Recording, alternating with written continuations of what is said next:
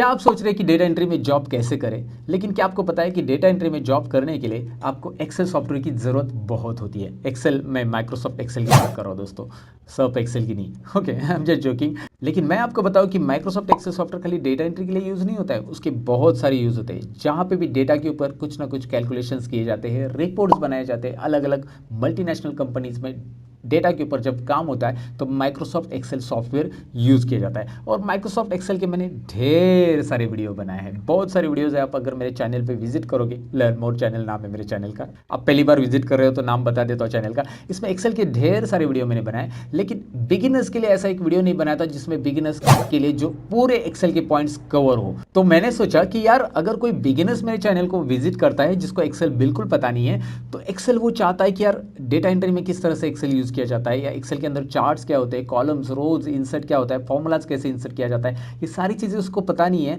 वो तो फिर मेरे चैनल पे आके बस ढूंढता रह जाएगा। इसीलिए मैंने ये एक्सेल का एक ट्यूटोरियल बनाया जिसके अंदर एक कंप्लीट बिगिनर्स नॉलेज रहेगा, यानी कि एक्सेल में आप जीरो हो तो हीरो बनाने का काम मैं करूंगा।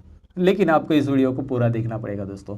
एक्सेल में हर एक चीज़ को बारीकी से एक्सप्लेन करने की यहाँ पे मैंने कोशिश की है। मेरे जो 10 से 15 साल का टीचिंग का एक्सपीरियंस है वो मैं यहाँ पे इस वीडियो में दे रहा हूँ दोस्तों।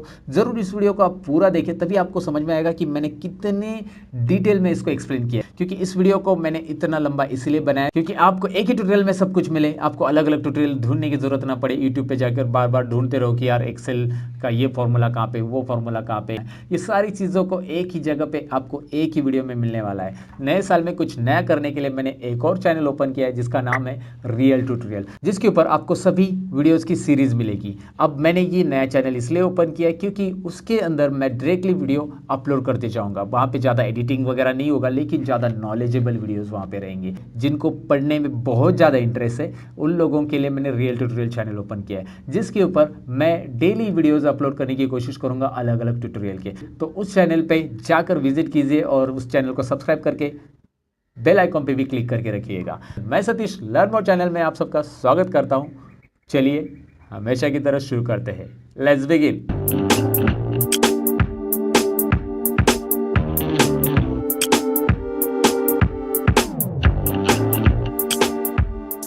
वीडियो में आगे बढ़ने से पहले मैं आपको बताऊं दोस्तों, अगर आप नए हो मेरे चैनल पे, आप सीखना चाहते हैं एक्सेल के tips and tricks, Microsoft office के ट्रिक्स एंड ट्रिक्स, साथ में कंप्यूटर के टोटल सॉफ्टवेयर के टिप्स एंड ट्रिक्स, तो आपको करना होगा मेरा चैनल सब्सक्राइब, और सब्सक्राइब के बाजू में जो घंटी दिख रही है उस पर भी क्लिक कीजिए, ताकि जब भी मैं नया वीडियो डालूं तो आपकी मोबाइल की भी घंटी बजे। तो जैसे कि मैंने आपको इंटर पार्ट से कहा कि आप एक्सेल बिगिनर्स हो, तो ये वीडियो आपको बहुत यूजफुल होने वाला है। तो कैसे? सबसे पहले तो मैं एक्सेल स्टार्ट करके दिखाऊंगा। एक्सेल के हर एक पार्ट को मैं एक्सप्लेन करूंगा। कुछ फॉर्मूलाज रहेंगे जो बेसिक लेवल पे या बिगिनर्स लेवल को पे आपको पता रहने चाहिए, वो भी मैं आपको बताऊंगा।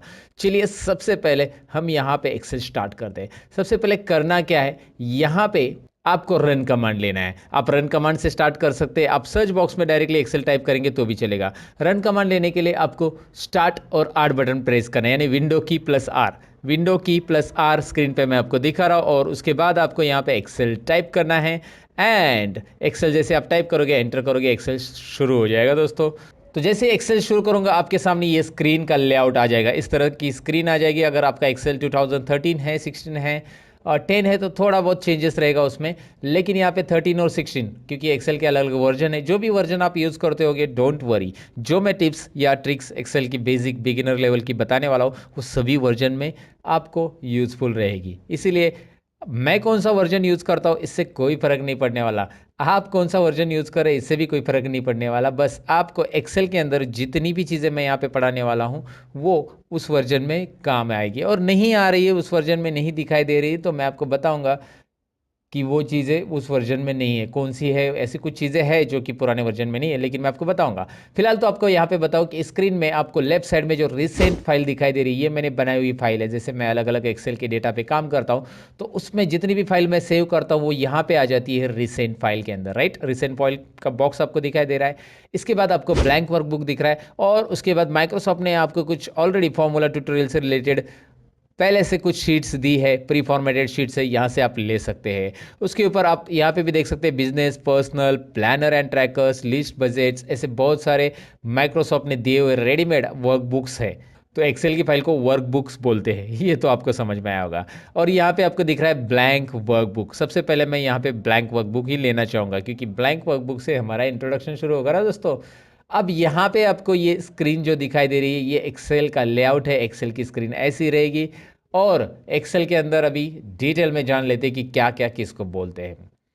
सबसे पहले तो मैं आपको यहाँ पे बताऊं कि ऊपर जो दिखाई दे रहा है home, insert, page layout, formulas, data, review, view, मेरे पास कुछ और एक्स्ट्रा भी टैब है। ये कैसा है मैं आपको बताने वाला हूँ वैसे भी, don't worry about it. But ये जो है इसे टैब बोलते हैं। टैब होम के अंदर क्लिक किया तो मैंने यहाँ पे ढेर सारे ऑप्शंस आपको मिलेंगे, और ये होता है एक्सेल का रिबन दोस्तों। रिबन नाम याद रखिएगा, मैं नीचे आपको टेक्स्ट में भी दिखा रहा हूँ, रिबन।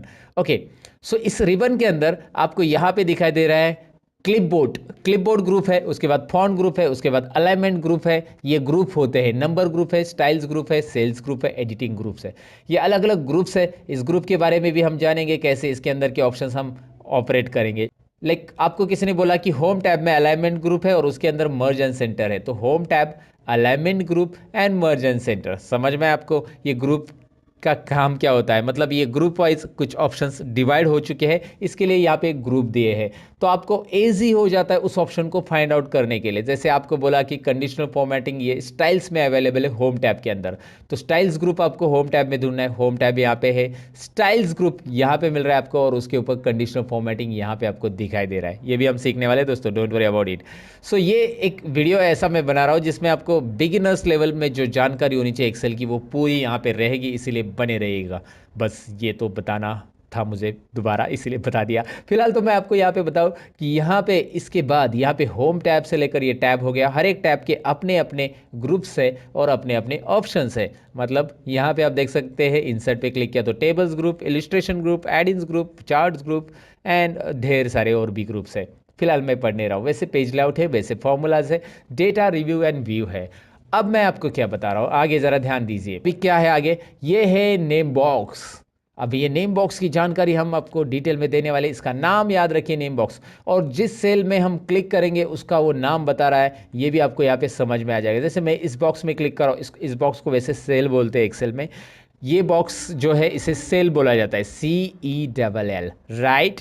तो ऑलवेज रिमेंबर दोस्तों, ये सेल जो होता है इसका एक एड्रेस होता है। जैसे यहाँ पे आप देख पाएंगे कि आई कॉलम और रो नंबर 11, इस सेल में मैंने क्लिक किया था, आई यहाँ पे क्लिक किया था, सॉरी, I11, तो I11 यहाँ पे दिखाई दे रहा है आपको नेम बॉक्स के अंदर। अब मैं यहाँ पे क्लिक कर रहा हूँ, A3 दिखाई दे रहा है, इसका नाम क्या है, B3, इसका नाम C3, इसका नाम D3, आप समझ गए होंगे। अब इसमें नेम बॉक्स क्या काम करता है, सेल का नाम दिखाता है, और भी बहुत सारे काम करता है नेम बॉक्स, आपको आगे पता चल जाएगा। नेम बॉक्स के बाद बारी आती है फॉर्मूला बार की। उसी के राइट साइड में यहाँ पे जो आपको दिखाई दे रहा है फॉर्मूला बार, ओके। यहाँ पे ये जो बार है, यानी कि ये वो बार नहीं है जहाँ पे लोग बार बार जाते हैं, ये फॉर्मूला वाला बार है जहाँ पे हमें फॉर्मूला दिखाई देगा दोस्तों, राइट। अब इसमें फॉर्मूला कैसे दिखाई देगा मैं आपको यहाँ पे एक छोटा सा एग्जांपल बताता हूँ। कोई भी सेल के अंदर क्लिक कीजिए, जैसे मैंने यहाँ पे E5 पे क्लिक किया है और इसके अंदर मैं कुछ लिखूंगा। अब मैं यहाँ पे एक बात बताना चाहूँगा कि यार ये आपको जूमिंग में मुझे बार बार जूम करना पड़ रहा है, तो इस बॉक्स की साइज़ में बढ़ाना चाहता हूँ, मतलब ओवरऑल ये जो बॉक्सेस है उनकी सबकी साइज़ एक साथ बढ़ानी है, तो जूम मैं कर सकता हूँ एक्सेल के अंदर। उसके लिए शॉर्टकट की है Alt+V+Z। Alt+V+Z ये शॉर्टकट की मैं यहाँ पे बता रहा हूँ आपको। इसे प्रेस कैसे करना है मैं बता देता हूँ। अल्ट के बाद V प्रेस करना है, अल्ट के साथ में V प्रेस कीजिए, आपको कुछ रिजल्ट नहीं आएगा, बाद में आपको Z इंडिविजुअल प्रेस कर देना है। जैसे आप प्रेस करोगे यहाँ पे एक डायलॉग बॉक्स आएगा, जो कि मैं यहाँ पे मिडल में ले रहा हूँ स्क्रीन के, और आपको दिखा रहा हूँ जूम का डायलॉग बॉक्स है, मैग्निफिकेशन। इसमें आप अप एरो और डाउन एरो प्रेस करके, कीबोर्ड के ऊपर से अप और डाउन एरो प्रेस करके आप इसका जूमिंग लेवल डिक्लेयर कर सकते हैं। मैक्सिमम एक्सेल में 400% आप जूमिंग कर सकते हैं, जो कि आप एक कस्टम ऑप्शन दिया है उसमें आप टाइप करके ले सकते हैं। तो कस्टम में टाइप कीजिए 400%, तो 400 हो जाएगा। फिलहाल मुझे ज़रूरत नहीं है, 200 मैंने सिलेक्ट किया है। I will do one thing, okay करेंगे। मैक्सिमम 400 है, मिनिमम 10% जूमिंग। अच्छा, अगर आपको Alt+V+Z से नहीं करना है तो और कौन सा तरीका है जूमिंग करने का, आप कंट्रोल बटन प्रेस करके माउस का स्क्रॉल बार घुमा सकते हैं आगे और पीछे। कीबोर्ड के ऊपर जो कंट्रोल बटन रहता है उसे प्रेस करके रखिएगा, माउस का स्क्रॉल बार आगे और पीछे घुमाएंगे तो क्या होने वाला है आपको पता है, जूम इन जूम आउट होने वाला है, राइट। सो ये आप ट्राई कर सकते हैं, या इसके अलावा कर सकते हैं आप राइट कॉर्नर में, यहाँ पे राइट कॉर्नर में आइए और यहाँ पे आपको जूमिंग के लिए मिल रहा है ऑप्शन, प्लस की तरफ क्लिक करें, मतलब प्लस के ऊपर क्लिक करेंगे तो ये जूम इन होता जाएगा, माइनस पे क्लिक करेंगे तो ये जूम आउट होते जाएगा। ये सिंपल चीज़ें मुझे बताने की ज़्यादा ज़रूरत नहीं, लेकिन मैंने आपको बताया कि शॉर्टकट की से ये कर सकते हैं और कैसे करना है आप ये समझ गए होंगे, राइट। ओके, तो अब यहाँ पे ही आपको समझ में आया कि जूम कैसे करना है। फिलहाल मैं आपको फॉर्मूला बार के बारे में बता रहा था, अब फॉर्मूला बार पे फिर से चले जाते हैं। अब फॉर्मूला बार करेगा क्या, कैसे काम करेगा दिखाता हूँ मैं आपको। यहाँ पे मैं इज इक्वल टू दे रहा हूँ, कोई भी फॉर्मूला लिखना है तो मैं यहाँ पे लिखता हूँ 50 इज इक्वल टू, ये कंपलसरी है एक्सेल के अंदर कोई भी फॉर्मूला के पहले लिखना, because every formula with begins with is equal to sign. ये अंग्रेजी में समझ आता है, हिंदी में बताता हूँ, हर एक formula is equal to sign से शुरू होता है, हर एक फॉर्मूला बराबर साइन से शुरू करते हैं हम, अरे सबको पता है यार। यहाँ पे देखिए 50 प्लस 30 मैंने लिखा, ये प्लस का साइन जो कीबोर्ड के ऊपर प्लस रहता है वो कीज ही है, और माइनस का साइन वहाँ पे माइनस का साइन है। मल्टीप्लिकेशन के लिए आप मल्टीप्लिकेशन यानी एस्ट्रिक का साइन यूज़ कर सकते हैं, और डिवाइड के लिए यहाँ पे स्लैश का साइन है, जो स्क्रीन के ऊपर मैं आपको दिखा रहा हूँ कि कौन सा साइन किसके लिए यूज़ किया जाता है, तो आप ज़रूर कर सकते हैं इसे। यहाँ पे देखिए एक सिंपल कैलकुलेशन हो चुका है, 50 प्लस 30 यहाँ पे आ गया 80। अब मैं यहाँ पे 80 भी लिख रहा हूँ, नीचे मैंने डायरेक्ट 80 टाइप किया, यहाँ पे मैंने 80 कैलकुलेशन किया। आप बोलोगे इतना बेसिक कैलकुलेशन आपको आता नहीं क्या? मैंने आपको दिखाने के लिए किया कि ये होता क्या है। ध्यान से देखिए, फॉर्मूला बार में ऊपर क्या दिख रहा है, जो कि मैंने C4 में कुछ टाइप किया था, दिखाई दे रहा है आपको, C4 सेल में मैंने टाइप किया है 50 प्लस 30, और उसका आंसर तो 80 दिख रहा है सेल में, लेकिन फॉर्मूला बार उसका फॉर्मूला दिखा रहा है। और C5 सेल में क्या हो रहा है, C5 सेल में मैंने डायरेक्टली 80 टाइप किया, राइट। तो 80 टाइप किया तो वहाँ पे कोई फॉर्मूला नहीं आ रहा है। So if there is a formula in your cell it will display formula, if there is a content in your cell it will display content. मतलब फॉर्मूला बार का काम यही होता है दोस्तों। यहाँ पे देखिए फॉर्मूला है तो फॉर्मूला दिखा रहा है, यहाँ पे देखिए सेल में कंटेंट है तो कंटेंट दिख रहा है, टेक्स्ट है तो टेक्स्ट दिखाई देगा। और यहाँ पे नोटिस कीजिए, जब आप टेक्स्ट टाइप करेंगे तो वो लेफ्ट अलाइनमेंट में ऑटोमेटिक आएगा, जो भी टेक्स्ट आप टाइप करो, जैसे मैंने यहाँ पे टाइप किया लर्न मोर, तो ये आपको, ये थोड़ा सा कॉलम की साइज में बढ़ाना बताऊंगा आपको आगे, लेकिन यहाँ पे दिख रहा है ये लेफ्ट साइड में रहेगा और ये रहेगा राइट साइड में। टेक्स्ट हमेशा लेफ्ट साइड में अलाइन करता है और नंबर हमेशा राइट में अलाइन करता है, लेकिन हम उसे अलाइन चेंज कर सकते हैं, left to right, right to left कर सकते हैं। फिलहाल तो फॉर्मूला बार मैंने बताया, और फॉर्मूला बार इतना ही नहीं है जितना दिख रहा है, फॉर्मूला बार को यहाँ पे राइट कॉर्नर से हम एक्सटेंड कर सकते हैं। यहाँ पे एक छोटा सा डाउन एरो दिख रहा है आपको, और इसे आप क्लिक करेंगे तो ये फॉर्मूला बार एक्सटेंड होता है, राइट। ओके, यहाँ पे क्लिक करेंगे, एक्सटेंड मतलब थोड़ा सा फॉर्मूला बार आपको बड़ा दिख रहा है ना, जब ज़रूरी है, जब बहुत बड़ा फॉर्मूला आप लिख रहे हैं तब जाके ये फॉर्मूला बार को एक्सटेंड करने की ज़रूरत आपको पड़ सकती है, जो कि वो लाइन में नहीं बैठा तो वो नीचे की लाइन में आ जाएगा अगर आप वहाँ पे क्लिक करते हो तो, राइट। ओके, सो ये इंट्रोडक्शन के बाद आगे बढ़ते हैं। यहाँ पे मैं आपको बताऊँ कि these are the columns of Excel, ये जो है ABCDEFGHIJKLMNOPPQRSTUVWXYZ, मैं गाना नहीं गा रहा हूँ, ये कॉलम से एक्सेल के, और जेड तक ही नहीं है, आप देखेंगे आगे भी कॉलम है, AB AC AD समझे, AD I mean AD column का नाम है, वैसे ही A to Z हो जाएगा, फिर BA आ जाएगा, BB भी आ जाएगा दोस्तों, BB BC BD, वो बीड़ी नहीं जो पीने वाली है, okay I am just joking, but आपको मैं बता रहा हूँ कि यहाँ पे बहुत सारे हैं, बहुत सारे BF भी कॉलम है, BG है। और आपको मैं बताऊँ कि ऐसे आप राइट एरो प्रेस करने से अच्छा कंट्रोल और राइट एरो प्रेस करो, डायरेक्टली लास्ट कॉलम पे आ जाएंगे। लास्ट कॉलम को जंप करने के लिए कंट्रोल राइट एरो, और फर्स्ट कॉलम को जंप करने के लिए control left arrow, right, control right left, right left. अब ये जो राइट प्रेस करने के बाद ये लास्ट कॉलम जो आ रहा है वो है टोटल काउंटिंग। अगर हम करेंगे, वैसे मैं आपको डायरेक्टली बता रहा हूँ, काउंटिंग करने की जरूरत नहीं, आपको बैठना नहीं काउंटिंग के लिए, या ड्रैग भी नहीं करना कोई नंबर्स। 16,384 टोटल कॉलम्स एक्सेल में रहते, इतने सारे रिकॉर्ड्स हम वर्टिकली रख सकते हैं। लेकिन मैं आपको बताऊँ क्या कि ये रिकॉर्ड्स एक्सेल के अंदर के जो होते हैं ना, इतने भी हमें कम पड़ते हैं। बड़े बड़े कंपनी का जब डेटा आता है, जैसे कोई मल्टीनेशनल कंपनी का डेटा है, बैंकिंग का डेटा है, बैक ऑफिस का डेटा है, तो एक्सेल वहाँ पे, एक्सेल का थोड़ा सा ड्रॉबैक है। लेकिन एक्सेल के अलावा और क्या यूज़ कर सकते हैं, मैंने मेरे चैनल के वीडियोस में बताया है, वो है कि आप एक्सेल में वो डेटा नहीं हो रहा है तो एक्सेल के अंदर ही हम एक्सेल के कुछ एडिंग्स यूज़ करके वर्क उसके ऊपर काम कर सकते हैं। फिलहाल तो मैं आपको बताऊं कि कंट्रोल लेफ्ट और कंट्रोल राइट एरो से हमने यहाँ पे जंप किया था लास्ट कॉलम में, फर्स्ट कॉलम से लास्ट कॉलम 16,384 टोटल कॉलम से एक्सेल में ABCD से लेकर ऐसे। और ऐसे ही आप डाउन एरो प्रेस करोगे तो आपको रोज मिलेंगे ढेर सारे, जो कि आपको दिखाई दे रहा है स्क्रॉल होते जा रहे हैं। लेकिन अभी मुझे लास्ट रो पे जाना है तो मैं थोड़ी डाउन एरो प्रेस करते रहूंगा कीबोर्ड का, मैं कंट्रोल और डाउन एरो प्रेस करूंगा। जी हाँ, control down arrow directly last row, control up arrow directly first row, control down arrow 10,48,576, 10,48,576। इतने सारे रोज है दोस्तों, ओ माय गॉड, इतने सारे रोज, इतने सारा डेटा हम रख सकते हैं। अगर आपका कोई छोटा मोटा डेटा है तो you can easily enter it, but आपका जब बड़ा डेटा आता है तो एक्सेल के अंदर मैं आपको बताऊं कि 1 लाख रो रखने के बाद और उसके ऊपर फॉर्मूला अप्लाई करने के बाद एक्सेल सपोर्ट नहीं करता है। ये एक एक्सेल का कड़वा सच है दोस्तों। जी हाँ, 10 लाख रोज यहाँ पे है, आप 10 लाख का रिकॉर्ड रख सकते हैं, लेकिन जब आप कोई भी 10 लाख सेल्स पे अगर फॉर्मूला अप्लाई करने जाएंगे you will not get proper result, because वो फाइल बहुत हेवी हो जाती है और एक्सेल हेवी फाइल को सपोर्ट नहीं कर पाता है। इसीलिए तो एक्सेल ने 2010 में ये बातें ध्यान में रखी और 2010 के ऑफिस के लिए 2010 से आगे जितना भी वर्जन है, 10, 13, 16 वर्जन जो है या 19 वर्जन है, उसके लिए पावर पाइवट ये लॉन्च किया गया है। पावर पाइवट यहाँ पे आपको एक मेनू दिख रहा है, पावर पाइवट, इसके बारे में मैं वीडियो बनाने वाला हूँ, आप इंटरेस्टेड हो तो पावर पाइवट आगे देखिएगा। लेकिन ये थोड़ा सा एडवांस लेवल या एडवांस एक्सेल के पार्ट में आता है। तो ये जहाँ पे डेटा बहुत बड़ा आता है, फॉर्मूले लगते हैं, तो एक्सेल वहाँ पे आपको सपोर्ट नहीं करता है, तो इसीलिए उन्होंने पावर पाइवट बनाया जहाँ पे आप अलग फॉर्मूलाज यूज करके एक्सेल के अंदर पावर पाइवट में काम कर सकते हैं।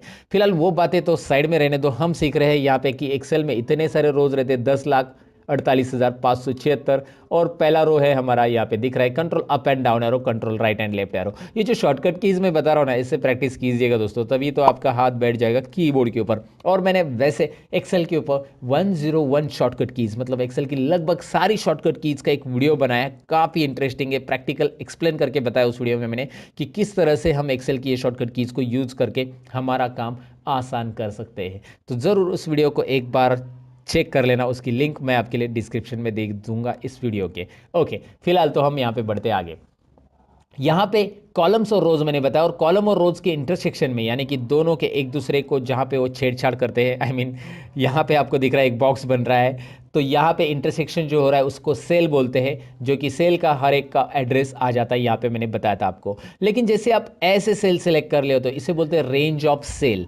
इसे क्या बोलते हैं? Range of cell. तो कौन सी रेंज है, क्या आप मुझे बता सकते हैं? नहीं, तो मैं आपको बता देता हूं, कोई बात नहीं। C3 सेल से लेकर F11, C3 से F11 लिखेंगे कैसे इसका? अगर लिखने की बारी आती है आपको कहीं पे, तो C3 से F11 बीच में कॉलन यूज किया जाता है रेंज को डिफाइन करने के लिए।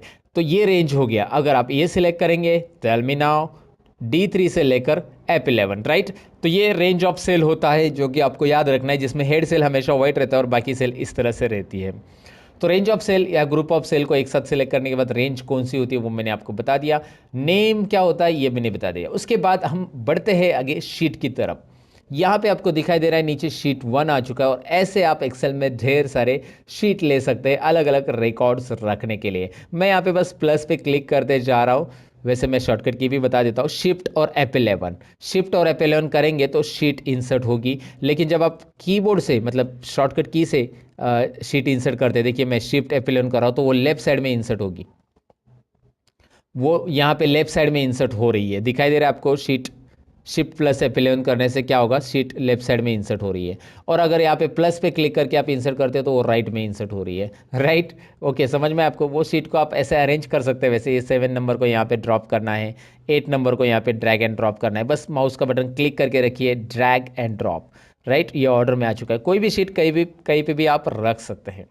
ये शीट्स आप यहाँ पे बहुत सारी इंसर्ट कर सकते हैं, लेकिन डिपेंड आपके डेटा कितने हैं। आपके 12 महीने का डेटा है तो 12 शीट इंसर्ट करो। आपके पास बहुत सारा अलग अलग शीट्स का रिकॉर्ड है तो वहाँ पे अलग अलग शीट्स बना के अलग अलग रिकॉर्ड रख सकते हैं। जैसे हर एक शीट के अंदर उतने रोज और उतने कॉलम आपको मिलने वाले जितने की पहले शीट में है।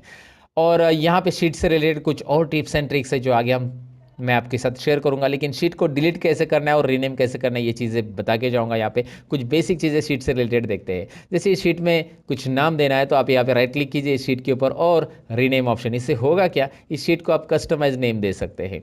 और मैंने यहाँ पे लिया स्टूडेंट डेटा।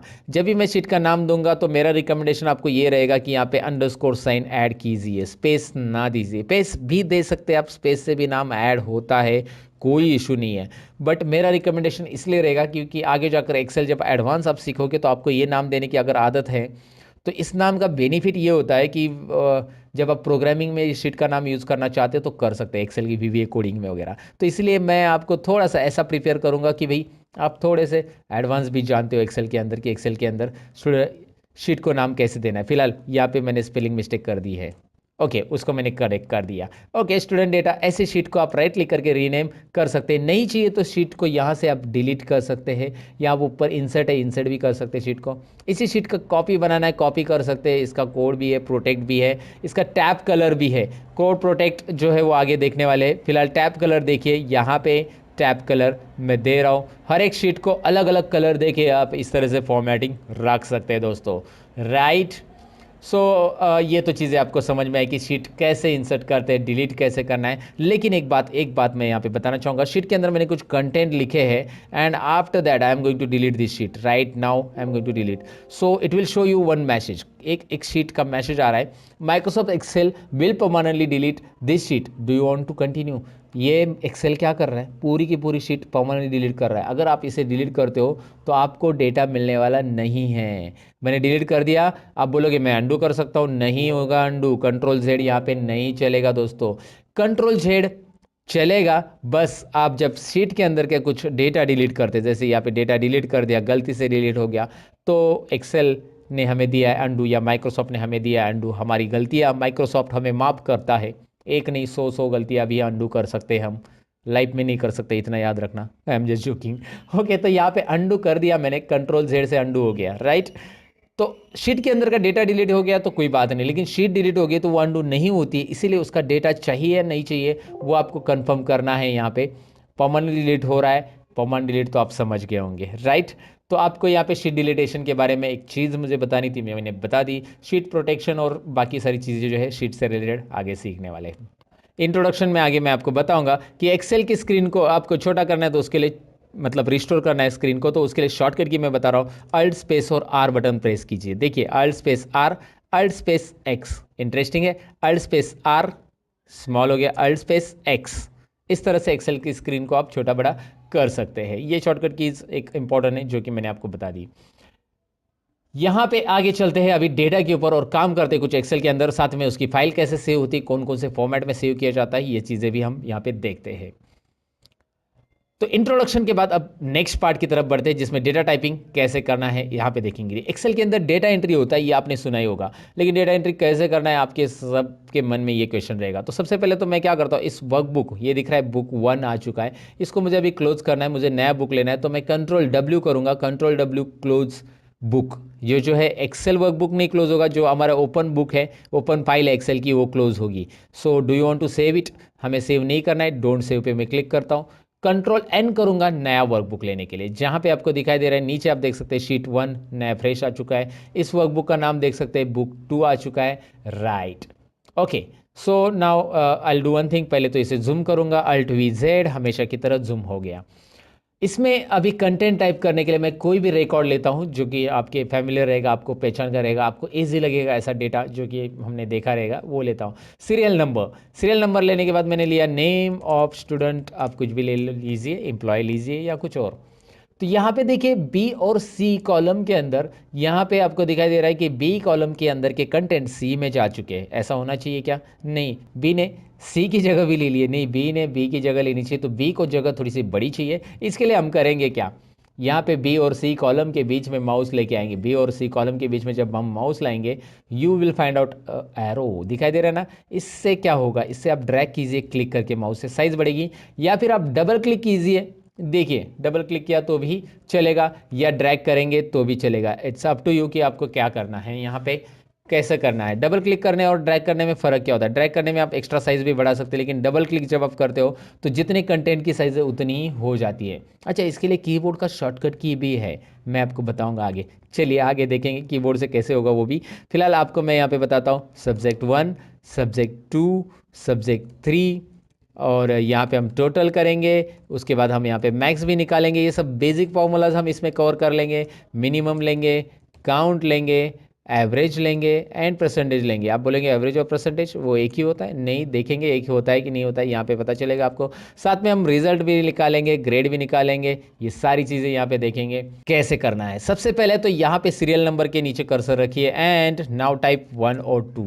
यहाँ पे आपको 1 और 2 टाइप करना है। यहाँ पे आपको दिख रहा है ये जो है मैंने कंटेंट टाइप किए हैं। तो मुझे क्या करना है, यहाँ पे इसे ड्रैग करना है। तो मैं क्या करूँगा, अब मैं 1 और 2 को दोनों को सिलेक्ट कर चुका और इस कॉर्नर पे माउस लेके आ रहा हूँ, जिसको हम फिल हैंडल बोलते हैं। ये जो छोटा सा नन्ना सा प्लस दिख रहा है ना, ब्लैक वाला, ये छोटा प्लस हम यहाँ पे क्या करेंगे, इसे ड्रैग करेंगे। इस फिल हैंडल से ड्रैग करेंगे तो क्या होगा, सीरियली फिल होगा। लेकिन एक बात याद रखिए, मैंने 1 और 2 टाइप किया वैल्यूज़, तो ऑटोमेटिकली वो उसके गैप में फिल होते जा रहा है। अगर आपने 1 और 5 टाइप किया होगा और दोनों को सिलेक्ट करके ड्रैग किया होगा तो दोनों के बीच में जो गैप है वही यहाँ पे जनरेट होते जाएगा, राइट। तो ये यहाँ पे समझ में आएगा। अगर आपने 1 लिखा और ड्रैग किया तो क्या होगा, सब जगह पे 1 1 होगा। लेकिन फिर भी आप चाहते 1 लिखे और ड्रैग करने के बाद भी, तो यहाँ पे माउस पॉइंटर लेके आइए और कंट्रोल बटन कीबोर्ड पे प्रेस कीजिए। होगा क्या इससे, जब आप कंट्रोल प्रेस करते तो you will find out small plus और ऑन दैट प्लस। तो जो पहला प्लस है उसी के ऊपर एक और प्लस आ रहा है। देखो कंट्रोल छोड़ दिया, गया, कंट्रोल प्रेस किया, आ गया। अब करेंगे क्या, मैं आपको दिखाता हूँ। चलिए मैं कंट्रोल प्रेस करके इसको ड्रैग करूँगा तो ये सीरियली फिल होगा। मतलब कोई एक नंबर से भी आप सीरियली फिल कर सकते हैं, या 2 नंबर टाइप किया और दोनों को बिना कंट्रोल प्रेस करके फिल हैंडल से, फिल हैंडल याद रखना है, उससे ड्रैग करेंगे तो भी हो जाएगा। अच्छा, यहाँ पे भी ऑप्शन है। आपने गलती से इसे फिल सीरीज किया और आपको कॉपी सेल्स चाहिए, तो यहाँ पे ऑप्शन है copy cells, fill formatting only, fill without formatting, flash fill, ये सारी चीज़ें आती है। ये आगे के है, लेकिन कॉपी सेल से क्या होगा देखिए यहाँ पे। फिलहाल मैं कंट्रोल जेड करता हूँ और दोबारा यहाँ पे मैं ड्रैग करूँगा कंट्रोल बटन प्रेस करके, और मैं यहाँ पे लगभग 5 स्टूडेंट ही लेता हूँ आपको एक एग्जाम्पल रिपोर्ट दिखाने के लिए। और यहाँ पे कॉपी सेल हो गया अभी, क्योंकि मैंने कंट्रोल छोड़ दिया। तो फिल सीरीज भी कर सकते हैं आप यहाँ से, राइट। तो ये छोटे छोटे ऑप्शन जो होते हैं ये बिगिनर्स लेवल के लिए बहुत इंपॉर्टेंट होते हैं। और मैं ये समझता हूँ कि आपको एक्सेल कुछ भी नहीं आता है, इसलिए ये सारी चीज़ें एक्सप्लेन कर रहा हूँ मैं। ईच एंड एवरी पॉइंट को डिटेल में एक्सप्लेन करूँगा दोस्तों। ओके, तो यहाँ पे मैं कंटेंट टाइप करूँगा, जैसे कि मैंने नाम लिए ABCD। Okay, it's up to you, कौन से भी नाम ले सकते हैं। एक बात ध्यान दीजिए, इस कॉलम की साइज़ देखिए कितनी बड़ी है। मैं इस कॉलम को डबल क्लिक करूँगा तो ऐसे छोटा हो जाएगा, इस कॉलम के ऊपर डबल क्लिक करूँगा तो ऐसा छोटा हो जाएगा। तो ऐसे हर एक कॉलम को करना पड़ेगा मुझे, राइट। इससे अच्छा मैं क्या करूँगा, ए से लेकर सब कुछ कॉलम को एक साथ सब कुछ ऐसे ड्रैग करूँगा, सभी कॉलम को ऐसे सेलेक्ट करूँगा जिसमें कंटेंट है। कैसे ड्रैग करना है देखिए, ए के ऊपर माउस पॉइंटर लाया, माउस का लेफ्ट बटन क्लिक करके रखा एंड ड्रैग किया एन तक, राइट, एन तक ड्रैग किया लेफ्ट बटन क्लिक करके। अब कहीं पे भी एक जॉइंट पे मतलब माउस पॉइंटर लेके आइए, कहीं पे भी आप एक जॉइंट पे लेके आइए माउस पॉइंटर, यहाँ पे देख सकते हैं, और इसके ऊपर डबल क्लिक कीजिए। सभी कॉलम की साइज़ एक साथ एडजस्ट हो गई, है ना इंटरेस्टिंग। आप ऐसे भी कर सकते हैं। अच्छा, दूसरा तरीका क्या है, कीबोर्ड से कंट्रोल A बटन प्रेस कीजिए, सिलेक्ट हो जाएगा। जितना भी डेटा टाइप किया वो सिलेक्ट हो गया। अब आपको प्रेस करना है कीबोर्ड पे एक शॉर्टकट की, वो है अल्ट प्रेस कीजिए, वो है अल्ट प्रेस कीजिएगा, उसके बाद H प्रेस कीजिएगा, उसके बाद O, और उसके बाद I। देखिए मैंने उसके बाद बोला, यानी कि अल्ट के साथ ये सारी चीज़ें प्रेस करके नहीं रखनी है। अल्ट प्रेस करके छोड़ देना है, H प्रेस करके छोड़ देना है, O प्रेस करके छोड़ देना है और I प्रेस करना है। दोबारा देखिए, अल्ट HOI, राइट। तो ये होता क्या है मैं आपको बता देता हूँ, यहाँ पे ही पहले ही बता देता हूँ कि ये होता क्या है। जैसे आप अल्ट प्रेस करते हो तो यहाँ पे ऊपर दिखाई दे रहा है कि कौन से टैब के लिए कौन सी शॉर्टकट की बनी है। अल्ट प्रेस करते ही वो सारी शॉर्टकट कीज़ यहाँ पे दिखाई देती है। अच्छा, हमें होम टैब में जाना है तो मैं H प्रेस करता हूँ। चलिए मैं H प्रेस करता हूँ तो होम टैब के सारे ऑप्शन यहाँ पे दिखाई देंगे। फिर होम टैब में ऐसा कौन सा ऑप्शन है जो हमारे कॉलम को ऑटो फिट करता है, वो है फॉर्मेट के अंदर। यहाँ पे फॉर्मेट जो दिखाई दे रहा है राइट साइड में, उसके अंदर वो है। तो O है फॉर्मेट के लिए, तो मैंने O प्रेस किया, और O के अंदर आपको यहाँ पे दिखाई दे रहा है ऑटो फिट कॉलम विड्थ, जो ऑप्शन दिखाई दे रहा है ना, उसके लिए आपको I प्रेस करना है। वैसे आपको रो करना है या बाकी सारी चीज़ों के लिए भी दिया है, फिलहाल तो हमें I प्रेस करना है यहाँ पे। तो अल्ट HOI करेंगे तो ये ऑटोमेटिक हो जाता है। तो याद रखिए अल्ट का जो कीज़ है या कॉम्बिनेशन है ये आपको बहुत यूज़फुल होगा। अल्ट प्रेस करके छोड़ देना है, फिर H, और उसके अंदर होम टैब के अंदर के ऑप्शन, ऐसे आप ऑपरेट कर सकते हैं। ऐसे ढेर सारी शॉर्टकट की बना के आप प्रैक्टिस कर सकते हैं। इसे ज़रूर ट्राई कीजिएगा दोस्तों। अब यहाँ पे लगभग हमने टाइप कर लिया हमारा डेटा एंट्री करने के लिए आपको टाइप कैसे करना है मैंने आपको बताया। डेटा एंट्री की टिप्स भी इसमें मैं आपको बताऊंगा। सबसे पहली टिप्स देखिए डेटा एंट्री में, यहाँ पे ही मुझे डेटा फिल करना है सब्जेक्ट 1 2 3 में, राइट। और आपको पता है कि इसके बाद ये खत्म होने के बाद यहाँ पे टाइप करना है, यहाँ पे टाइप करना है। तो इससे अच्छा इन तीनों को सिलेक्ट कीजिए। जितने भी डेटा पे आपको कुछ भी टाइप करना रहता है उसको आपको सिलेक्ट करना बहुत ज़रूरी है। जब आप सिलेक्ट करोगे तो उसका बेनिफिट क्या होगा, चलिए मैं आपको दिखाता हूँ। यहाँ पे कोई नंबर मैं टाइप करूँगा तो ये नंबर टाइप करने के बाद कर्सर ऑटोमेटिकली नेक्स्ट सेल में चला जा रहा है। आपको नेक्स्ट सेल में जाने की ज़रूरत नहीं है। देखिए दिखाई दे रहा है ना आपको, यहाँ पे बस नंबर न्यूमेरिक कीपैड का एंटर कीजिए, नंबर टाइप कीजिए और न्यूमेरिक कीपैड पे जो एंटर बटन है वो प्रेस कीजिए। ऑटोमेटिकली कर्सर आपका नेक्स्ट यहाँ पे आ चुका है। तो यहाँ पे आपने एक बॉक्स सेलेक्ट करने के बाद उस बॉक्स के अंदर आप इस तरह से सिलेक्शन आपका रहेगा। बस आपको यहाँ पे नंबर टाइप करके एंटर करना है। फास्ट डेटा एंटर करने के लिए ट्रिक्स या डेटा एंट्री के लिए ट्रिक्स ज़रूर आजमाइएगा दोस्तों। अच्छा, अब इसकी टोटल कैसे करते देखिए। यहाँ पे तीनों को सिलेक्ट कर रहा हूँ मैं और तीनों को सिलेक्ट करने के बाद इसका टोटल आता है 142। देखिए इन तीनों को सिलेक्ट करता हूँ, इसका टोटल आता है 118। इन तीनों को सिलेक्ट करो, इसका टोटल आ रहा है 76। मैं इतना फास्ट कैलकुलेशन कैसे कर रहा हूँ, मैं नहीं कर रहा हूँ दोस्तों, एक्सेल खुद कर रहा है। तो जैसे मैं इसे सिलेक्ट कर रहा हूँ, यहाँ पे बॉटम में देखिए मैं यहाँ पे दिखा रहा हूँ आपको सम और काउंट और एवरेज तीनों भी आ रहा है, राइट। यहाँ पे मैं देख के बता रहा हूँ आपको, मैं खुद कैलकुलेशन नहीं कर रहा हूँ। तो यहाँ पे सिंपल है, आपको करना क्या, इन तीनों को सिलेक्ट, यहाँ पे टोटल आ रही है, लेकिन ये टोटल मुझे यहाँ पे चाहिए। तो आई डू वन थिंग, यहाँ पे दिखाई दे रहा है राइट कॉर्नर में, होम टैब में राइट कॉर्नर में ऑटो सम ऑप्शन दिखाई दे रहा है। इस पर आप क्लिक करेंगे ना डायरेक्टली इस ऑटो सम पे, तो यहाँ पे डायरेक्टली ऑटो सम कर लेगा और उसके अंदर एक प्री डिफाइंड फॉर्मूला आता है जिसको एक्सेल में बोला जाता है फंक्शन। ये है एक्सेल का सम फंक्शन। सबसे पहला फंक्शन हम सीख रहे हैं जिसमें ऑटोमेटिक टोटल करेंगे, और ये होता है एक्सेल में predefined formula. Always remember कि predefined formula in Excel is called a function. Excel में फॉर्मूला और फंक्शन ये दो अलग अलग वर्ड क्यों हैं, क्योंकि फंक्शन यानी कि एक्सेल के अंदर हम कोई भी फॉर्मूला नहीं लगाएंगे, जो पहले से दिया रहेगा उसके अंदर कोई भी मैथमेटिकल साइन हम नहीं ऐड करेंगे। यहाँ पे दिख रहा है हमने प्लस का साइन नहीं ऐड किया है, फिर भी हमें इसकी टोटल मिल रही है। तो पहले से डिफाइन किया गया फॉर्मूला जो होता है उसे हम एक्सेल में फंक्शन बोलते हैं। और अगर हमें इसकी टोटल करनी होती, मैं डिलीट कर रहा हूँ इसे, अगर इसे हमें टोटल करनी है तो मैं इज इक्वल टू करूँगा, इस सेल पे क्लिक करूँगा, ये है C2 जो कि एड्रेस दिखाई दे रहा है उसका, प्लस ये D2 प्लस ये है E2। इस तरह का ये जो होगा ये हमारा फॉर्मूला है। सो फॉर्मूला और फंक्शन में यहाँ पे समझने की कोशिश कीजिए कि उसका एक्चुअली फॉर्मूला क्या होता है। एक्सेल में ये फॉर्मूला है जो कि कस्टमाइज दिया हमने, और इसके पहले जो किया था वो फंक्शन है। और यहाँ पे मैं इसके ऊपर डबल क्लिक करूँगा तो सारे आंसर आ गए, मुझे बार बार फॉर्मूला देने की ज़रूरत नहीं है दोस्तों। तो आपको ये समझ में, डिलीट कर देता हूँ मैं, फंक्शन के साथ करूँगा। फंक्शन के लिए शॉर्टकट की भी है, मैं यहाँ पे क्लिक करूँगा तो ये आ रहा है ना, दिखाई दे रहा है ना, आ रहा है। इसको मैं शॉर्टकट की से एक्सेस करता हूँ। अल्ट इज इक्वल टू क्या प्रेस करना है कीबोर्ड पे, अल्ट और इज इक्वल टू प्रेस करना है। अल्ट और इज इक्वल टू प्रेस करने के बाद आपको डायरेक्टली मिलेगा टोटल का यहाँ पे फंक्शन। टोटल मतलब सम का function. Okay, some C2 to E2, वो बता रहा है कि C2 से E2 में जितने भी नंबर है वो फंक्शन में ऐड होंगे, वो सम फंक्शन में इंक्लूड होंगे, उतने नंबर्स ऐड होके यहाँ पे रिजल्ट आएगा। एंटर कीजिए, आपको रिजल्ट मिल रहा है। अच्छा, आप ये टाइप भी कर सकते हैं, चलिए मैं आपको दिखाता हूँ। इज इक्वल टू सम, आप ऐसा टाइप करेंगे तो नीचे देखिए बहुत सारे सम से रिलेटेड फंक्शन आ जाते हैं। सम से रिलेटेड बहुत सारे सम इफ सब सम प्रोडक्ट वगैरह सब है, लेकिन फिलहाल सम देख रहे हैं। अब ये सम टाइप करने के बाद आप टैब बटन प्रेस कीजिए, ऑटोमेटिक ओपन ब्रैकेट आ जाता है। आप ओपन ब्रैकेट दे सकते हैं शिफ्ट बटन प्रेस करके, लेकिन टैप किया ना टैप तो ऑटोमेटिक ओपन ब्रैकेट आ जाता है।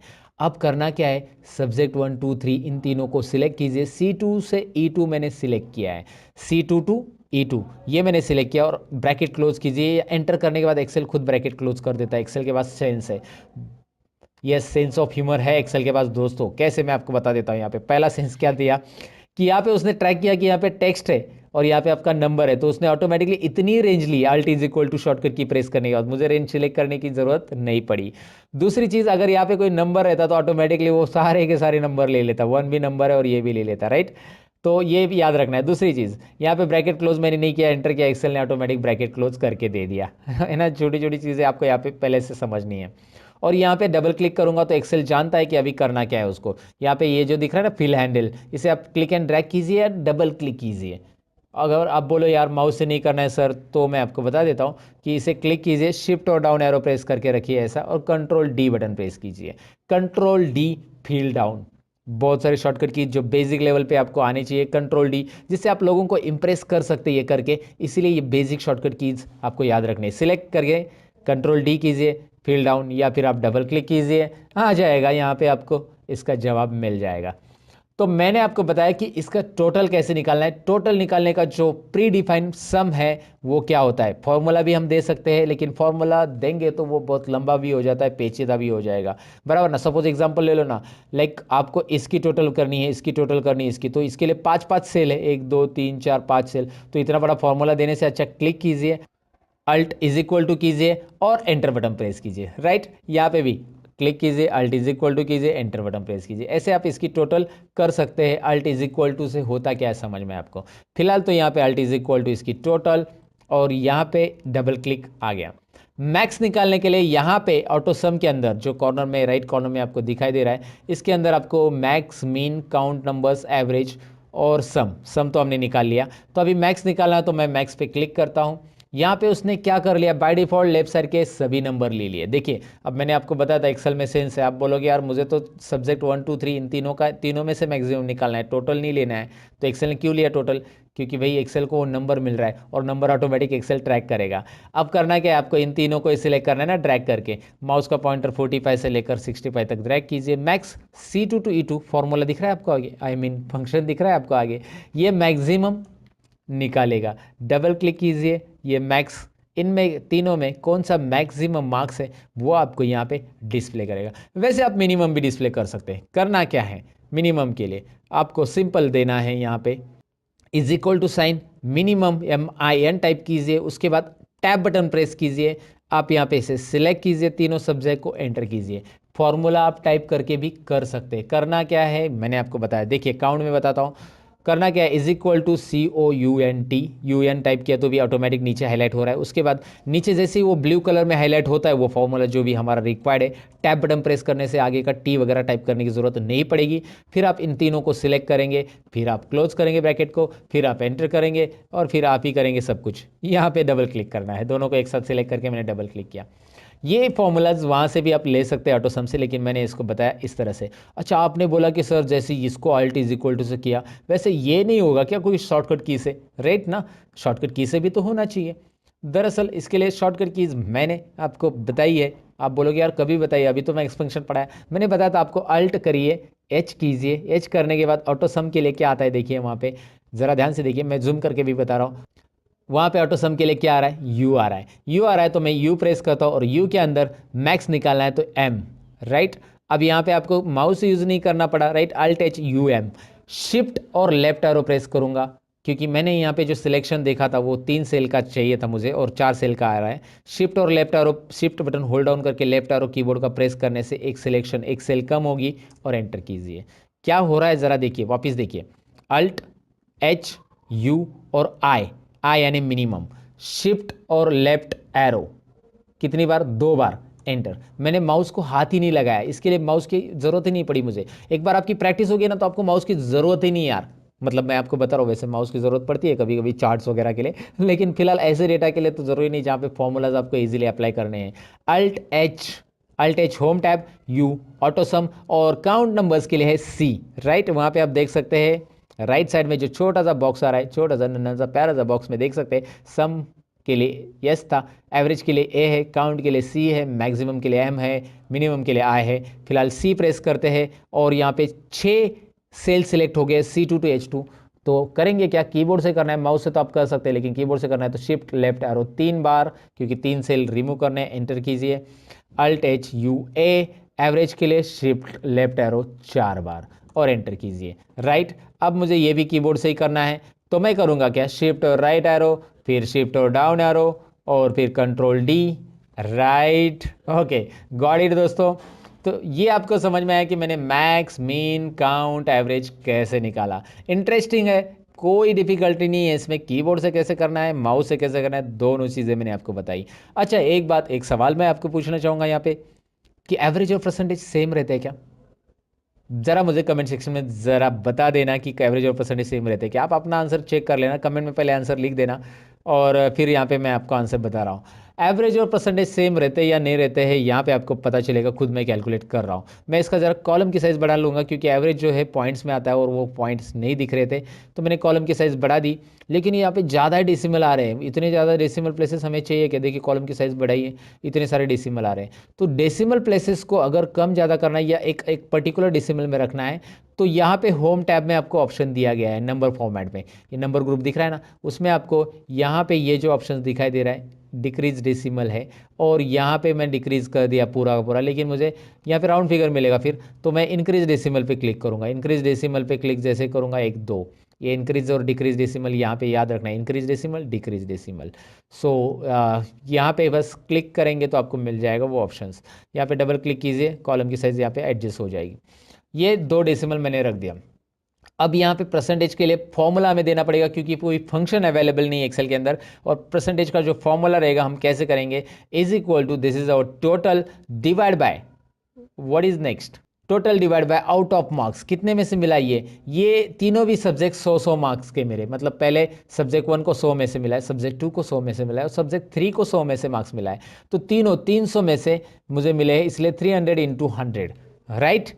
सो 300 इंटू 100 अगर मैं क्रॉस मल्टीप्लिकेशन करूंगा तो दोनों जीरो हट जाएंगे और यहाँ पे मैं 3 लिखूंगा तो भी चलेगा, लेकिन मैं आपको फॉर्मूला समझाने के लिए ऐसा लिख रहा हूँ, एंटर करूंगा और मैं यहाँ पे डबल क्लिक करूंगा और यहाँ पे देखिए क्या हो रहा है, एवरेज और परसेंटेज यहाँ पे आपको दिखाई दे रहा है। यहाँ पे डेसिमल प्लेसेस एक काम कीजिए, कम कीजिए, 2 डेसिमल प्लेसेस रखिए बस, और आपको एवरेज और परसेंटेज सिमिलर दिख रहा है या नहीं, ज़रा बताइए। सिमिलर है आप बोलेंगे, सिमिलर ही होता है ऐसा आप बोलेंगे, लेकिन कुछ केसेस में सिमिलर है, कुछ केसेस में नहीं। अब कैसे, मैं आपको बता देता हूँ। अगर आपके सब्जेक्ट तीनों भी सब्जेक्ट 100 मार्क्स के हैं तो एवरेज और परसेंटेज सिमिलर रहेगा, लेकिन कोई एक सब्जेक्ट 150 में से मार्क्स मिले हैं, so it is possible to like get 148 marks, है ना, आपको 148 मिले हैं 150 में से, राइट।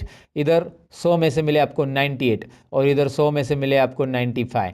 तो अब आपका मार्क्स, यहाँ पे ज़रा डबल क्लिक करता हूँ मैं, यहाँ पे भी डबल क्लिक करता हूँ क्योंकि ये ऐसा आ गया ना, ज़रा ध्यान से देखिए, यहाँ पे हैश आ रहा है ना, तो यहाँ पे एक कॉलम की साइज़ कम पड़ रही, समझ जाना, ये छोटी छोटी चीज़ें डेटा एंट्री में याद रखना।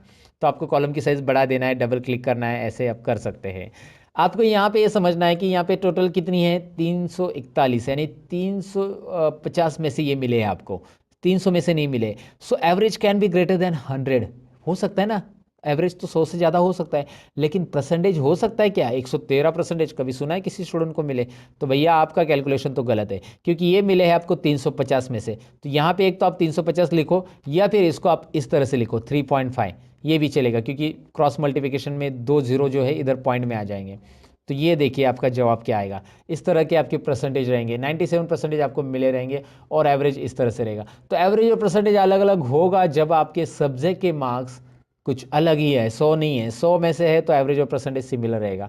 फिलहाल मैं इसे अंडू कर देता हूँ सारी चीज़ों को, और मैं आपको ये बताने के लिए ये मैंने सारी चीज़ें या उटपटांग हरकतें की कि एवरेज और परसेंटेज अलग अलग कौन से केसेस में होते हैं। अब आप किसी को भी बता सकते हैं, बहुत सारे लोगों की एक गलतफहमी होती है कि ये दोनों इक्वल रहते हैं, लेकिन कुछ केसेस में ये दोनों सिमिलर या इक्वल हम नहीं कह सकते उसको, राइट।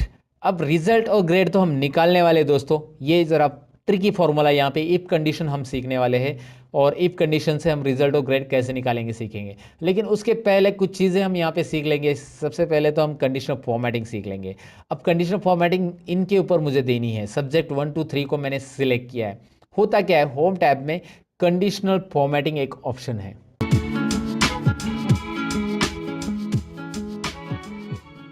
तो यहाँ पे जो कंडीशनल फॉर्मेटिंग ऑप्शन दिखाई दे रहा है उसका काम क्या है मैं आपको बता देता हूँ। जैसे आप उस पर क्लिक करोगे, highlight cells rules, top bottom rules, data bars, colour scale, icon set, ढेर सारी चीज़ें आ रही है। तो यहाँ पे हाईलाइट सेल्स रूल्स हम सीखने वाले हैं। एडवांस कंडीशनल फॉर्मेटिंग भी होता है जो कि मैं आपको आगे बताऊंगा। फिलहाल तो हम बेसिक चीज़ें पहले सीख लेते हैं इजीली। यहाँ पे कुछ हाईलाइट सेल्स रूल्स आपको दिखाई दे रहे हैं जिसमें आपको greater than, less than, between, equal to, text that contains data occurring and duplicate values, right. अब मैं आपको सबसे पहले बताऊंगा कि कंडीशनल फॉर्मेटिंग करेगा क्या। जो नंबर्स मैंने सिलेक्ट किए हैं उसके ऊपर हम कुछ कंडीशन के अकॉर्डिंग फॉर्मेटिंग देंगे। अब कंडीशन के अकॉर्डिंग फॉर्मेटिंग यानी हमें लेस देन 35 वाले नंबर हाईलाइट करने हैं। वो कौन से कलर में रहते हैं आपको स्कूल में, जब आपको 35 से कम मार्क्स मिलते हैं तो कौन से कलर में लिखते हैं टीचर, कौन से कलर में, ज़रा बताइए। रेड कलर में, एवरीबडी नोज दैट। तो लेस देन पे क्लिक कीजिए और यहाँ पे लेस देन पे क्लिक करने के बाद एक छोटा सा नन्ना सा डायलॉग बॉक्स आ रहा है हमेशा की तरह। और इस डायलॉग बॉक्स में मैं क्या कर रहा हूँ, जो 38 दिख रहा है वहाँ पे मैंने 38 किया है। और 35 करने के बाद आप देख सकते हैं ऑटोमेटिकली 35 से जो भी कम है सब्जेक्ट 1 2 3 में, तीनों में भी 35 से जितने भी कम है वो रेड कलर में बैकग्राउंड के साथ वो हाईलाइट हो रहे हैं। मुझे ये कलर नहीं चाहिए तो मैं यहाँ पे कलर कस्टमाइज कर सकता हूँ। और करने के लिए बस आपको यहाँ पे कस्टमाइज करने के लिए बस आपको यहाँ पे कस्टम फॉर्मेट पे क्लिक करना होगा। नीचे दिखाई दे रहा है कस्टम फॉर्मेट ऑप्शन है, जैसे आप इस ड्रॉप डाउन पे क्लिक कर देते हो। कस्टम फॉर्मेट में हमें यहाँ पे फिल या फिर फॉन्ट जो कलर चाहिए वो चूज़ कर सकते हैं। मैं फॉन्ट कलर ही देना चाहता हूँ, फॉन्ट में मैंने रेड कलर दे दिया। देखिए फॉन्ट में कलर में यहाँ पे रेड कलर, और ओके कीजिए। अब ओके कीजिए, देखिए क्या हो रहा है, बस 35 के नीचे वाले जो है उसका फॉन्ट कलर रेड हो चुका है। आसान है ना, बहुत बहुत ही आसान है। अब मैं आपको बताऊं कि 35 के ऊपर वाले देने हैं तो conditional formatting, highlight cells rule, और यहाँ पे हाईलाइट सेल्स रूल में ग्रेटर दैन में क्लिक करेंगे। ग्रेटर दैन 35 को कौन सा कलर देना है आपके ऊपर है, ग्रीन देना है, रेड देना है। कस्टम फॉर्मेट में जाइए और यहाँ से आप ब्लू कलर देना चाहते हैं, जो भी है जो देना है वो दे सकते हैं। लेकिन एक बात यहाँ पे ध्यान दीजिए, मैंने 35 अगर लिखा तो वो तो ब्लैक कलर में आ रहा है ना, 35 ब्लैक कलर में आ रहा है, बाकी सब तो अपने ऑटोमेटिक अपने अपने कलर में आ रहे हैं। तो यहाँ पे मैं करूँगा क्या, कंडीशनल फॉर्मेटिंग में और एक चीज़ है जो कि आपको यहाँ पे देखनी चाहिए, इक्वल टू है, बिटवीन भी है वैसे। इक्वल टू 35 देते पहले, इक्वल टू 35 कौन से कलर में रखना है आपको। चलिए मैं यहाँ पे कस्टम फॉर्मेट में हमेशा की तरह कलर दूसरा लेता हूँ। यहाँ पे मतलब इस तरह मैंने पर्पल ले लिया। जैसे आप मार्क्स चेंज करेंगे वहाँ पे कलर भी चेंज हो जाएगा दोस्तों। यहाँ पे आप देख सकते हैं मैंने इसके मार्क्स चेंज किए, वहाँ पे हो गया उसका पर्पल। यहाँ पे इसको मैंने पास कर दिया, यहाँ पे हो गया उसको ओके। सो गॉट इट, आपको समझ में आया ये कैसे हो रहा है। ओके अब मुझे यहाँ पे कोई बिटवीन मार्क्स हाईलाइट करने हैं, जैसे मुझे 150 टू 175 के बीच में हाईलाइट करने हैं, तो मैंने इसको सिलेक्ट किया, कंडीशनल फॉर्मेटिंग और बिटवीन पे क्लिक किया। सिंपल है, बिटवीन में 150 टू 170 मैंने दे दिया, तो मैंने दे दिया और जस्ट मैंने कोई भी कलर यहाँ पे सिलेक्ट कर लिया और ओके किया। दिखाई दे रहा है आपको 150 टू 175 के या जो भी आप फॉर्मेट दोगे उसके बीच में यहाँ पे नंबर हाईलाइट हो जाएंगे। कंडीशनल फॉर्मेटिंग में आगे है यहाँ पे टेक्स्ट दैट कंटेंट्स में हम पर्टिकुलर टेक्स्ट में हाईलाइट कर सकते हैं। जैसे मैं आपको एग्जांपल देता हूँ यहाँ पे, चलिए मैं अभी फिलहाल तो पास फेल डायरेक्टली लिख रहा हूँ, लेकिन इसका फॉर्मूला बनता है दोस्तों, और वो तो हम सीखने वाले हैं ना आगे, तो बड़े रहेगा वीडियो के अंदर। इसका फॉर्मूला काफ़ी इंटरेस्टिंग है, ऑटोमेटिक पास फेल आने वाले हैं। फिलहाल तो मैंने पास फेल ऐसा अंदाज लिखा है कि ये पास है ये फेल है, ये मत देखिएगा कौन पास है कौन फेल है। मुझे बस यहाँ पे दिखाना है कि पास वाले जो है वो ग्रीन कलर में रहने चाहिए, फेल वाले जो है रेड कलर में। तो मैं वही करूँगा, यहाँ पे एक कंडीशनल फॉर्मेटिंग में जो ऑप्शन था वो पिक करूँगा, टेक्स्ट दैट कंटेन्स। जिस टेक्स्ट के अंदर पास है उसको मैं ये वाला ग्रीन वाला कलर देना चाहता हूँ। चलिए मैंने यहाँ पे डायरेक्टली प्री डिफाइन जो कलर है ना, green fill with the dark green text, वो दे दिया। राइट, अब मैं क्या करता हूँ, कंडीशनल फॉर्मेटिंग दोबारा उसी को सिलेक्ट रख के आप एक ही सेल्स के ऊपर दो कंडीशंस भी दे सकते हैं, जो कि यहाँ पे मैं आपको दिखा रहा हूँ। फेल, यहाँ पे आपको फेल लिखना है और फेल के अंदर ये कलर देना है और ओके कीजिए। अब आप देख सकते हैं पास और फेल को कैसे कलर आ रहा है। मैंने एक टेम्पररी आपको बताया सोल्यूशन कैसे करना है। उसके अलावा यहाँ पे अगर मैं आपको बताऊं कि कोई डेट्स है तो डेट्स के लिए भी आप फॉर्मूला दे सकते हैं। जैसे यहाँ पे कोई डेट्स नहीं है, but I do one thing, यहाँ पे मैं कोई डेट लेता हूँ। जैसे मैं यहाँ पे 22 दिसंबर को रिकॉर्ड कर रहा हूँ, तो मैं यहाँ पे सपोज 2 दिन पहले की डेट लेता हूँ और मैंने यहाँ पे 2 दिन पहले की डेट ले ली है, और उसके बाद इस डेट को मैं ड्रैग करूँगा तो ये सीरियली डेट आ जाएगी। राइट, मैं इतनी डेट दिखा रहा हूँ बस यहाँ पे आपको ये समझाने के लिए। कंडीशनल फॉर्मेटिंग में हाईलाइट सेल्स रूल में डेट ऑकरिंग हमारा नेक्स्ट टॉपिक है।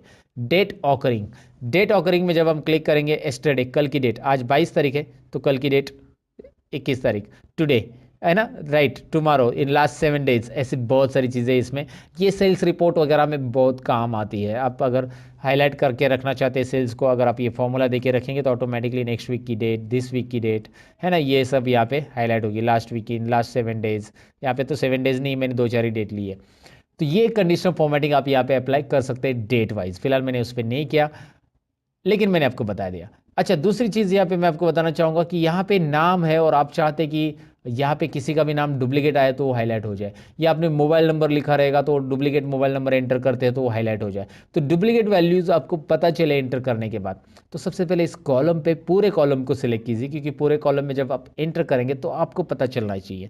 तो बी कॉलम पे क्लिक करने के बाद conditional formatting, highlight cells rule, और लास्ट ऑप्शन जो है यहाँ पे देखना है from this list duplicate values, ये दिखाई दे रहा है, क्लिक कीजिएगा। क्लिक करने के बाद बस यहाँ पे कलर तो ऑटोमेटिक आने वाला है, कलर है, डुप्लीकेट वैल्यूज यहाँ पे रखिए और ओके कीजिए, डुप्लीकेट ही रखना है। और अभी क्या होगा देखिए, मैं आपको बता देता हूँ कि ए अगर हमने डबल लिखा तो क्या हो रहा है। अगर मैं यहाँ पे ऐप लिखता हूँ सो कुछ भी प्रॉब्लम नहीं है, जी लिखता हूँ उसे कुछ प्रॉब्लम नहीं है, लेकिन उस लिस्ट में अगर वो नाम दोबारा आता है, जैसे ये नाम दोबारा आ गया है बी, तो वो हाईलाइट कर रहा है 2 बार है भैया, ये भी 2 बार है, कहाँ पे वो बता रहा है, सी डी भी हाईलाइट कर रहा है राइट। सो डुप्लीकेट वैल्यू हाईलाइट करने के लिए काफ़ी इंटरेस्टिंग है। आपने ए बी सी डी लिखा है, मैंने ये मत समझो कि ए बी सी डी आएगा खाली, मैंने अनिल नाम लिखा, और अगर अनिल नाम पहले से लिखा होगा लिस्ट में, लुक एट हियर राइट, तो ये भी यहाँ पे हो जाएगा हाईलाइट। इंटरेस्टिंग है, ये सारी चीज़ें आपको समझ में आई होगी। कंडीशनल फॉर्मेटिंग करना कैसे है। कंडीशनल फॉर्मेटिंग में यहाँ पे इस मार्क्स को कुछ अलग तरीके से फॉर्मेट करने के लिए मैं यहाँ पे सबसे पहले इसका फॉर्मेटिंग हटाना चाहूँगा। तो मैं कंडीशनल फॉर्मेटिंग में जाता हूँ, क्लियर रूल्स, और यहाँ पे 2 ऑप्शन रहते हैं कि आपको पूरे शीट का रूल क्लियर करना है, मतलब यहाँ पे राइट साइड में पास फेल को लगाया हुआ रूल भी क्रिएट करना है। तो clear rules from entire sheet कीजिए, सबके रूल जाएंगे, जो सिलेक्टेड है उनके भी जाएंगे, बाकी के भी जाएंगे, और क्लियर रूल्स फ्रॉम सिलेक्टेड मतलब जो नंबर सिलेक्टेड है उसी के जाएंगे। तो मैं फिलहाल नंबर के गायब करना चाहता हूँ, तो देखिए नंबर के रूल्स गायब हो गए। अब यहाँ पे कंडीशनल फॉर्मेटिंग में आपको मैं बताऊँ कि टॉप बॉटम रूल्स भी है, कि इसमें टॉप 10 आइटम्स अगर आपको हाईलाइट करने तो होंगे, टॉप 1 आइटम्स हाईलाइट करने हैं तो यहाँ पे टॉप 1 दिखाई देगा, क्योंकि 65 ही टॉप 1 है तो सभी के सभी हाईलाइट हो जाएंगे। टॉप 2 3 4 5 में वही आएंगे, 6 में नेक्स्ट आइटम आएगा। तो ये टॉप आइटम्स हाईलाइट करने के लिए वैसे आप यहाँ पे बॉटम और बाकी सब आइटम्स हाईलाइट कर सकते हैं। जो आइटम जो नंबर आप हाईलाइट करना चाहते हो वो हाईलाइट कर सकते हैं।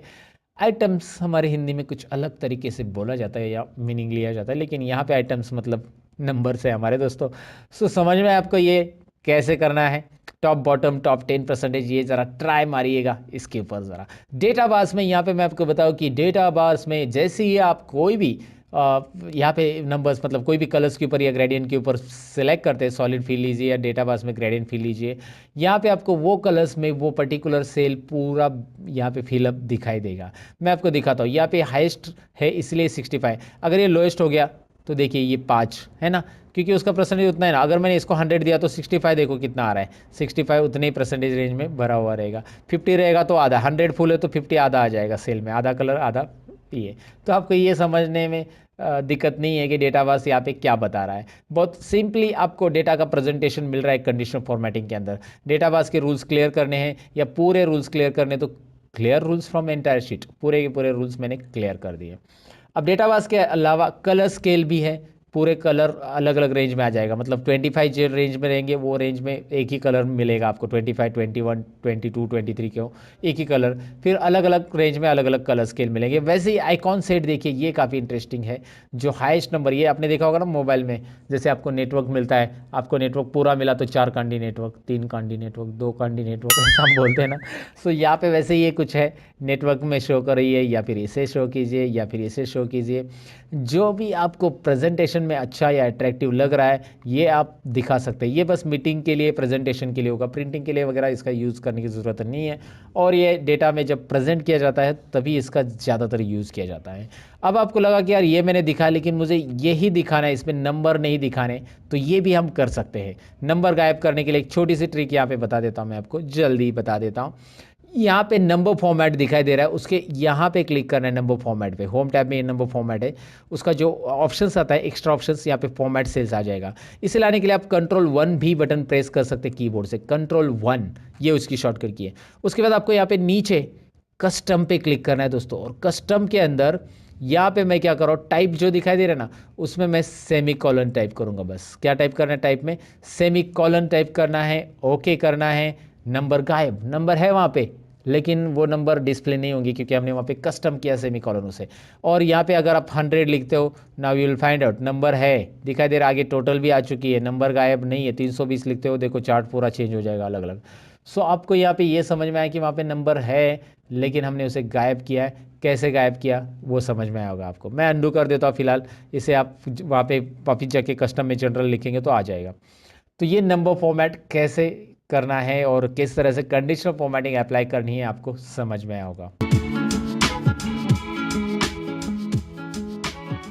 अब यहाँ पे कुछ चीज़ें और जानते हैं, जैसे कि यहाँ पे कंडीशनल फॉर्मेटिंग तो मैंने आपको बता दिया। यहाँ पे एक रो इंसर्ट करना है, कैसे करना है मैं आपको बताता हूँ। कंट्रोल प्लस ये डेटा एंट्री में याद रखिए कि आपको अगर कोई रो इंसर्ट करना है कोई भी सेल के अंदर तो आप इसे राइट क्लिक करके भी कर सकते हैं। राइट क्लिक इंसर्ट रो, देखिए रो कैसे इंसर्ट करना है, बहुत ही सिंपल है। कोई भी रो ऐड करना है, कॉलम ऐड करना है, सपोज सब्जेक्ट 4 यहाँ पे रह गया, कुछ भी चीज़ें आपको ऐड करनी नहीं, आपको यहाँ पे कॉन्टैक्ट नंबर ऐड करना था तो आपने यहाँ पे करना है राइट क्लिक और इंसर्ट। नया कॉलम ऐड करने के लिए राइट क्लिक इंसर्ट, या शॉर्टकट की मैं बताता हूँ आपको कंट्रोल प्लस। देखिए आपको सिलेक्ट कौन सा कॉलम करना है, जिस कॉलम के पहले आपको कॉलम ऐड करना है उसी कॉलम को सिलेक्ट करना है और कंट्रोल प्लस उसके पहले आ जाएगा।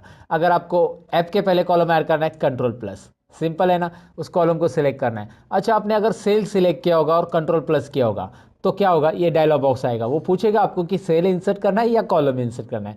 फिलहाल तो मुझे एंटायर कॉलम इंसर्ट करना है, राइट। तो आपको यहाँ पे याद रखना है, अगर आपने कॉलम को सिलेक्ट किया है तो डायरेक्ट इंसर्ट होगा, और कॉलम को नहीं सिलेक्ट किया है, सेल को सिलेक्ट किया है, तो आपको ये डायलॉग बॉक्स मिलेगा, वो पूछेगा रो इंसर्ट करना है या कॉलम। तो मैंने रो किया तो और एक रो ऐड हो गया। तो आप ऐसे रो भी ऐड कर सकते हैं, कॉलम भी ऐड कर सकते हैं। और फिलहाल अगर मुझे इस रो को डिलीट करना है, जैसे मैंने इसे अंडू कर दिया अभी, लेकिन दोबारा कंट्रोल वाई करके रीडू किया और मैं इसे डिलीट करना चाहता हूँ, तो मैं इसके ऊपर ऐसा क्लिक करूँगा, इस रो को सिलेक्ट करूँगा और कंट्रोल माइनस करूँगा तो ये पूरा डिलीट हो जाएगा। लेकिन मैंने सिलेक्ट नहीं किया है, कर्सर यहाँ पे कहीं पे भी है, कंट्रोल माइनस किया तो वो पूछेगा कि आपको रो डिलीट करना है या कॉलम डिलीट करना है। तो हम यहाँ पे एंटायर रो सिलेक्ट करेंगे और एंटायर रो सिलेक्ट करके ओके करेंगे। आपको दिखाई दे रहा है रो डिलीट हो गया। कंट्रोल प्लस ऐड होगा, कंट्रोल माइनस डिलीट होगा। अगर आपने रो सिलेक्ट करके रखा है तो रो ऐड होगा, और आपने कॉलम सेलेक्ट किया है तो कॉलम ऐड होगा कंट्रोल प्लस से, और रो सिलेक्ट करके रखा है कंट्रोल माइनस किया तो रो डिलीट होगा, और कॉलम सिलेक्ट करके रखा है और कंट्रोल माइनस किया तो कॉलम डिलीट होगा। ये शॉर्टकट की याद रखना है। वैसे उसके लिए alt I C insert column ये एक शॉर्टकट की बनती है, और alt I R insert row ये भी एक शॉर्टकट की बनती है, जो कि मैंने आपको बता दिया। अभी आप डिसाइड कर लो आपको कौन सी शॉर्टकट की यूज़ करनी है, अल्ट आई सी करनी है, अल्ट आई आर करना है, व्हाटएवर, या कंट्रोल प्लस माइनस करना है। ये तो हमने देख लिया कि रो और कॉलम कैसे इंसर्ट करते हैं। कहीं पे भी आपको 2-4 कॉलम इंसर्ट करने हैं, आपको लगा कि यार यहाँ पे 5 कॉलम इंसर्ट करने, तो उसके आगे के 5 कॉलम सेलेक्ट कीजिए और कंट्रोल प्लस कीजिए, 5 कॉलम आपको मिलने वाले हैं ना। इंटरेस्टिंग, ये डेटा एंट्री के लिए याद रखिए दोस्तों, डेटा एंट्री में ये सारी चीज़ें यूज़ होती है। आपको उतने कॉलम सेलेक्ट करने हैं और कंट्रोल प्लस, उतने कॉलम ऐड होंगे, वो कॉलम आगे शिफ्ट हो जाएंगे। वैसे रो में भी है, आप इसमें 3 रो या 4 रो बीच में इंसर्ट करना चाहते हैं 2 नंबर के पहले, तो 2 से सिलेक्ट करना चालू कीजिए, 2 से सिलेक्ट 4 तक किया, control plus, control Z undo, right. तो यहाँ पे आपको ये सारी चीज़ें समझ में आए कि कंट्रोल प्लस माइनस से कैसे रो इंसर्ट होता है। मैंने दरअसल ये रो इंसर्ट क्यों किया है, मुझे यहाँ पे टाइटल देना है, तो यहाँ पे स्टूडेंट रिकॉर्ड करके ये टाइटल है, तो मैंने स्टूडेंट रिकॉर्ड लिखा है। अब मैं इसे सिलेक्ट करूँगा यहाँ से यहाँ तक, जो कि आपको दिख रहा है। क्यों यहाँ से यहाँ तक सिलेक्ट करूँगा, ए से लेकर एम तक इसलिए सिलेक्ट करना है क्योंकि एम तक मेरा डेटा है, और इतना ही सिलेक्ट करना है, ऐसा पूरा रो नहीं सिलेक्ट करना है। बहुत सारे लोग गलती करते हैं, पूरे रो को सिलेक्ट कर लेते हैं। आपको पूरा रो नहीं करना है, मुझे ए से एम तक सेल तक मतलब ये सिलेक्ट करना है। इससे करूँगा क्या मैं आगे, क्योंकि ये टाइटल मुझे सेंटर में चाहिए, तो मैं यहाँ पे एक ऑप्शन रहता है जो कि होम टैब में होता है, मर्ज एंड सेंटर, इसे यूज़ करूँगा। मर्ज एंड सेंटर, ये डेटा मर्ज एंड सेंटर हो जाएगा। मर्ज एंड सेंटर में आपको दिखाई दे रहा है ये डेटा सेंटर में आ चुका है। अब इसे फॉर्मेटिंग भी हम कर सकते हैं। चलिए सबसे पहले मैं इसको ऐसा सेलेक्ट कर लेता हूँ और सबको ऑल बॉर्डर्स कर देता हूँ। ऑल बॉर्डर्स यहाँ पे आपको मिल जाता है, देखिए बॉर्डर्स बहुत अलग अलग टाइप के हैं, मैंने ऑल बॉर्डर्स किया है फिलहाल। तो ऑल बॉर्डर्स में ये सेल दिखाई दे रहा है। ये ऑल बॉर्डर्स करना क्यों ज़रूरी होता है, अगर आप ऑल बॉर्डर नहीं करेंगे तो भी डेटा रहेगा, लेकिन जब आप कंट्रोल पी करोगे प्रिंटिंग के लिए तो ये ध्यान में रखिए, मैंने ये बॉर्डर किया है उतना ही डेटा दिखाई दे रहा है, मतलब डेटा दिख रहा है और बॉर्डर के साथ दिख रहा है। अगर मैं बॉर्डर नहीं करता, मैं अंडू कर देता हूँ, control Z undo, control P, now look at here, data तो है लेकिन उसके लाइंस नहीं आ रही, क्योंकि ये जो लाइंस होती है ये ग्रिड लाइंस होती है दोस्तों, और ये ग्रिड लाइंस बस यहाँ पे कैलकुलेशंस के लिए आपको डिस्प्ले होगी। प्रिंटिंग के लिए आपको ऑल बॉर्डर्स यहाँ पे रखना चाहिए। वैसे प्रिंटिंग के टिप्स में मैं इसी ट्यूटोरियल में बताने वाला हूँ। अब प्रिंटिंग में क्या टिप्स रहेंगे मैं आपको यहाँ पे सिंपली दिखा देता हूँ। यहाँ पे आप देखेंगे कि परसेंटेज तो कॉलम तक ही आ रहा है, आगे के 2 कॉलम आ ही नहीं रहे, रिजल्ट और ग्रेड, जो कि हमने अभी निकाला नहीं वैसे, लेकिन यहाँ पे आप देख सकते हैं कि रिजल्ट और ग्रेड ये कॉलम के बाहर जा रहे हैं, एक छोटी सी डॉटेड लाइन दिख रही है। जब आप कंट्रोल पी करोगे तो ये डॉटेड लाइन यहाँ पे अपेयर हो जाती है और प्रीव्यू आपको पता चलता है कि इसके इधर लेफ्ट साइड के जितने कॉलम है वही आने वाले, ये दोनों नहीं आने वाले। तो इसको कैसे फिट करेंगे आगे, आगे है दोस्तों, बने रहिएगा। फिलहाल तो आपको यहाँ पे पता चला कि टाइटल कैसे ऐड किया मैंने, और इसको चाहिए तो आप फिल कलर दे सकते हैं। You can fill the colour like this, और या फिर आपको नहीं लगता है कि यार ये फिल कलर एक एक को क्यों दे दे, तो इसको सिलेक्ट कीजिए और यहाँ पे आपको स्टाइल्स ऑप्शन मिल रहा है, जहाँ से आप डिफरेंट स्टाइल्स अप्लाई कर सकते हैं सेल के ऊपर। डायरेक्टली यहाँ पे स्टाइल अप्लाई हो रहा है, आप डायरेक्ट जो चाहिए वो स्टाइल अप्लाई कीजिए। लेकिन मैं रिकमेंडेशन करूँगा कि स्टाइल वगैरह अप्लाई करने से आप इसे टेबल में कन्वर्ट कीजिए। टेबल में कन्वर्ट कैसे करना है, तो यहाँ पे स्टाइल्स तो आप अप्लाई कर सकते हैं, लेकिन मैं आपको बताऊं कि इस डेटा को, ये टाइटल छोड़ दो, ये तो हमारा मर्जन सेंटर टाइटल है, इस डेटा को हम टेबल में कन्वर्ट कर सकते हैं। टेबल में कन्वर्ट करने के लिए यहाँ पे आपको दो ऑप्शंस रहते हैं, एक तो फॉर्मेट एज ए टेबल में से आप टेबल में कन्वर्ट कर सकते हैं, या फिर इंसर्ट में से यहाँ पे आता है टेबल ऑप्शंस। अब इस टेबल में कन्वर्ट करने के बेनिफिट होते हैं कि इस टेबल को नाम असाइन होता है, और यहाँ पे फॉर्मूला जो भी हम एक बार देंगे वो बार बार देने की जरूरत नहीं। मैं आपको दिखाता हूँ क्या होगा टेबल में कन्वर्ट करने का बेनिफिट। चलिए प्रैक्टिकली देखते हैं। फॉर्मेट एज अ टेबल में जाते हैं, यहाँ पे जो भी डिज़ाइन आपको पसंद है यहाँ से आप डिज़ाइन पिक करिए। आपको लगा ये डिज़ाइन पसंद है, वो पूछ रहा है कि where is the data for your table, and नीचे आपको एक ऑप्शन भी पूछ रहा है my table has a headers. तो मैंने ऑलरेडी उसे चेक किया है कि मेरे टेबल को हेडर है, ऑलरेडी हेडर है ना, मैंने लिखा है सीरियल नंबर नेम, और मैंने यहाँ पे ये जो है मेन सेंटर हेडिंग वो नहीं लिया, याद रखिए वो लेने की ज़रूरत नहीं टेबल कन्वर्ट करते समय। टेबल में यहाँ पे मैंने इसे रेंज को ऑलरेडी डिफाइन किया था पहले से, तो इसलिए वो रेंज आ चुकी है। आप बदलना चाहते हो तो इसे दोबारा आप सिलेक्ट कर सकते हैं, ऐसे नीचे और बढ़ाना चाहते हैं टेबल में तो और भी बढ़ा सकते हैं, वैसे ज़रूरी नहीं। फिलहाल ओके कीजिए, ये दिखाई दे रहा है आपको, ये टेबल में कन्वर्ट हो चुका है। अब ये टेबल का बेनिफिट देखिए, एक तो कलर स्टाइल फॉर्मेटिंग अप्लाई हो चुका, दूसरा है कि यहाँ पे आपको एक ड्रॉप डाउन मिल रहा है जो कि फिल्टर अप्लाई हो रहा है। ये क्या होता है, डेटा फिल्टर करने का काम करता है। कैसे, मैं आपको दिखाऊंगा। फिलहाल तो आप यहाँ पे देखिए इसका बेनिफिट और क्या है। जैसे ही सपोज मैं यहाँ पे टोटल को हटा देता हूँ, डिलीट कर देता हूँ, राइट। अब मैं यहाँ पे अल्ट इज इक्वल टू, ये एक फॉर्मूला लगाता हूँ जो कि आपको पता है, अल्ट इज इक्वल टू, और ये फॉर्मूला ऑटोमेटिक टेबल 2 में सब्जेक्ट 1 टू सब्जेक्ट 3 बता रहा है, ऑटोमेटिक वो बताएगा, वो उसके हिसाब से फॉर्मूला टेबल के हिसाब से एंटर करना है। एंटर करने के बाद आपको यहाँ पे ड्रैग करने की ज़रूरत नहीं पड़ेगी, राइट। सिंपल है ना, ड्रैग करने की बिल्कुल ज़रूरत नहीं। अच्छा एक और चीज़, आप यहाँ पे 6 नंबर ऐड करोगे ना तो टेबल में ऑटोमेटिक ऐड हो जाएगा वो, और आगे के फॉर्मूलाज जो है ना वो आपको फिर से देने की ज़रूरत नहीं है। यहाँ पे पूरे फॉर्मूलाज ऑटोमेटिक आएंगे, बस आपको टाइप करने हैं उनके मार्क्स, नाम भी टाइप करना है। फिलहाल मैंने नाम नहीं लिया, लेकिन मैं यहाँ पे कुछ मार्क्स टाइप कर देता हूँ। जैसे यहाँ पे मार्क्स टाइप करा तो आगे उसके फॉर्मूलाज बनते आपको दिखाई दे रहा है। ये टेबल का बेनिफिट होता है, डेटा ऑटोमेटिकली, यहाँ पे फॉर्मूलाज वगैरह दोबारा देने की ज़रूरत नहीं है। इतना ही नहीं, टेबल के वैसे बहुत सारे बेनिफिट्स हैं। फिलहाल तो आपको मैंने बताया कि टेबल आपको फॉर्मेटिंग देता है रेडीमेड कैसे, और ये आपको यहाँ पे समझ में आया होगा। तो टेबल को अगर रिमूव करना है, बहुत सारे लोगों का ये सवाल भी रहता है कि टेबल मैंने अप्लाई किया, अभी मुझे नहीं चाहिए टेबल, ये फॉर्मेटिंग नहीं चाहिए, तो आप टेबल को रिमूव भी कर सकते हैं। इसके लिए आपको टेबल के लिए यहाँ पे एक टैब आता है, जब आप टेबल इंसर्ट करते हो तो एक डिज़ाइन टैब आता है। डिज़ाइन टैब में यहाँ पे एक ऑप्शन रहता है convert to range, convert to range. तो कन्वर्ट टू रेंज पे आप क्लिक कीजिए, और do you want to convert this table into the normal range, yes, ये हमें नॉर्मल रेंज में कन्वर्ट करना है, हमें नहीं चाहिए टेबल में, तो उसका फिल्टर हट जाएगा लेकिन फॉर्मेटिंग नहीं हटेगा। अब आपकी बारी है कि फॉर्मेटिंग भी हटाना है, आपको डेटा नहीं हटाना है, बस फॉर्मेटिंग हटाना है। तो मैं आपको बताऊं कि यहाँ पे एक होम टैब के अंदर क्लियर ऑल भी है, क्लियर फॉर्मेट्स भी है, क्लियर कंटेंट भी है, क्लियर कमेंट है, हाइपरलिंक है। फिलहाल हमारी जो रिक्वायरमेंट है वो है क्लियर फॉर्मेट्स, तो कीजिए ना क्लियर फॉर्मेट। देखिए फॉर्मेट में सब जाएगा, कंडीशनल फॉर्मेटिंग एवरीथिंग, लाइक आपका डेटा रहेगा बस यहाँ पे, राइट। तो आपको टेबल कैसे अप्लाई करना है, कैसे रिमूव करना है, वो आपको यहाँ पे समझ में आया होगा। अब हमें टेबल में जो आया था फिल्टर, वो कैसे अप्लाई करना है वो सीखना है, और साथ में सॉर्ट भी सीखना है। फिल्टर और सॉर्ट सीखेंगे उसके बाद ही हम यहाँ पे रिजल्ट का कैलकुलेशन करेंगे। फिलहाल ये रिजल्ट ऐसे रहने दीजिए, ये जो टाइप किया है मैंने। अब फिल्टर और सॉर्ट कैसे करेंगे, पहले इसे चलिए मैं कंट्रोल ए करता हूँ, अल्ट एच बी ए करता हूँ, अल्ट एच बी ए, क्या किया मैंने, अल्ट एच बी ए दिखाता हूँ। कंट्रोल ए मतलब सिलेक्ट ऑल, अल्ट प्रेस किया, होम टैब के लिए एच प्रेस किया, बी फॉर बॉर्डर्स, यहाँ पे देखिए बी फॉर बॉर्डर्स, ज़रा जूम करके देख लीजिए, बी फॉर बॉर्डर्स और A for all borders, right, alt H B A. ये शॉर्टकट कीज यूज़ करना सीखिएगा दोस्तों। तो अब आप यहाँ पे क्या करेंगे हम, फॉर्मेटिंग मैंने नहीं रखा है, मैं फिल्टर अप्लाई करना सबसे पहले बताऊंगा आपको। फिल्टर कैसे अप्लाई होता है, शॉर्टकट की Alt+A+T, फिल्टर अप्लाई हो गया, जो कि टेबल हमने इंसर्ट किया था तभी फिल्टर आया था, राइट। सो Alt+A+T से यहाँ पे फिल्टर अप्लाई होता है, Alt+A+T दोबारा फिल्टर रिमूव करने के लिए, Alt+A+T apply, Alt+A+T remove, right.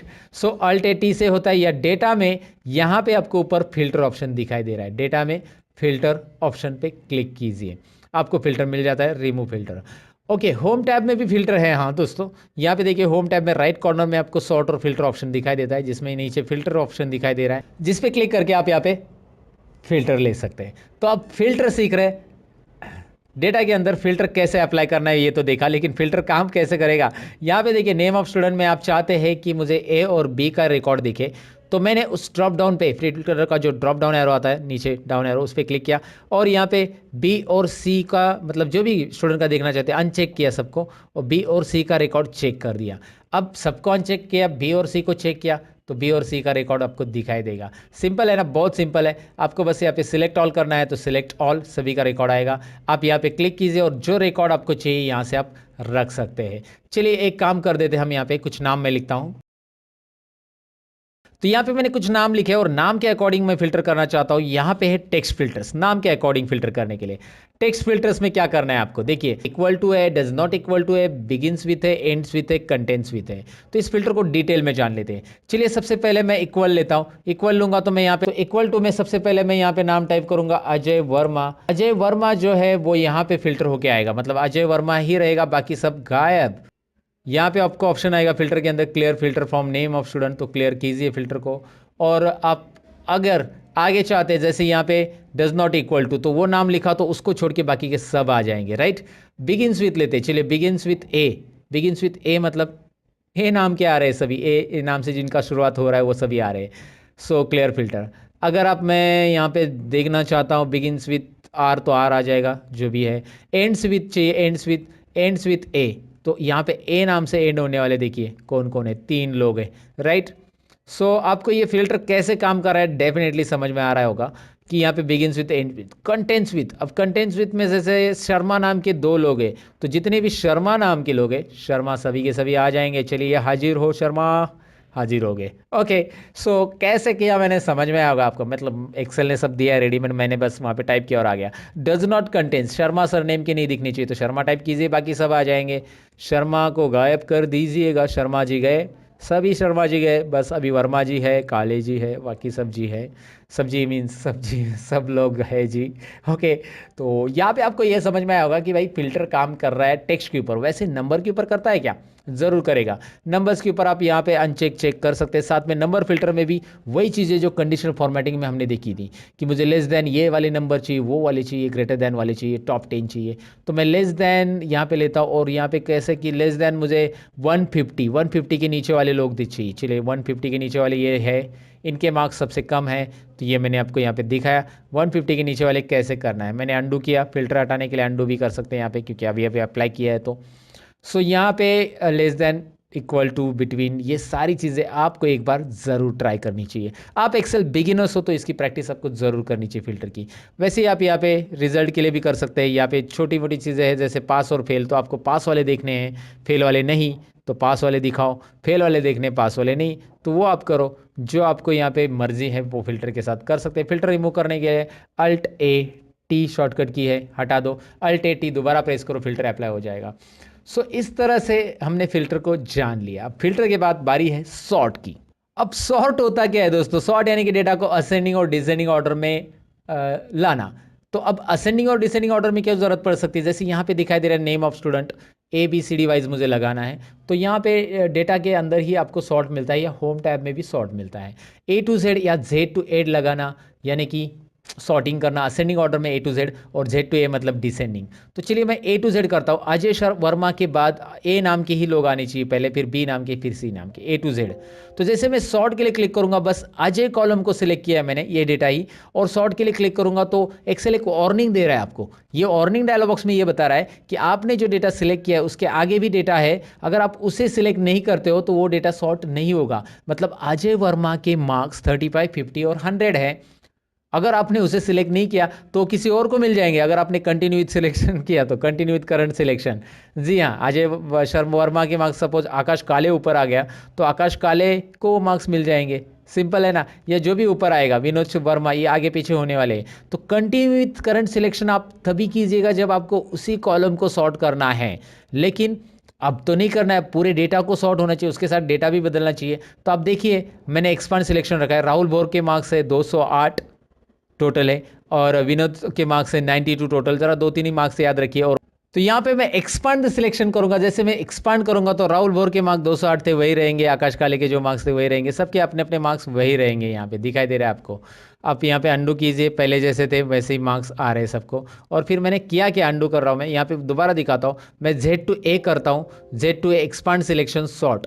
क्या हो रहा है, Vinod ABCD Z to A, ए नाम के नीचे आ रहे, ऊपर उल्टा आ जाएगा, Z to A आ रहा है। सिंपल है, A to Z करना है, A to Z, लेकिन एक्सपांड सिलेक्शन कीजिए, उसके मार्क्स के साथ वो पूरा का पूरा सॉर्ट हो रहा है, राइट। अगर आप ऐसा नहीं करोगे, खाली कंटिन्यू विथ करंट सिलेक्शन करेंगे तो रॉन्ग हो जाएगा।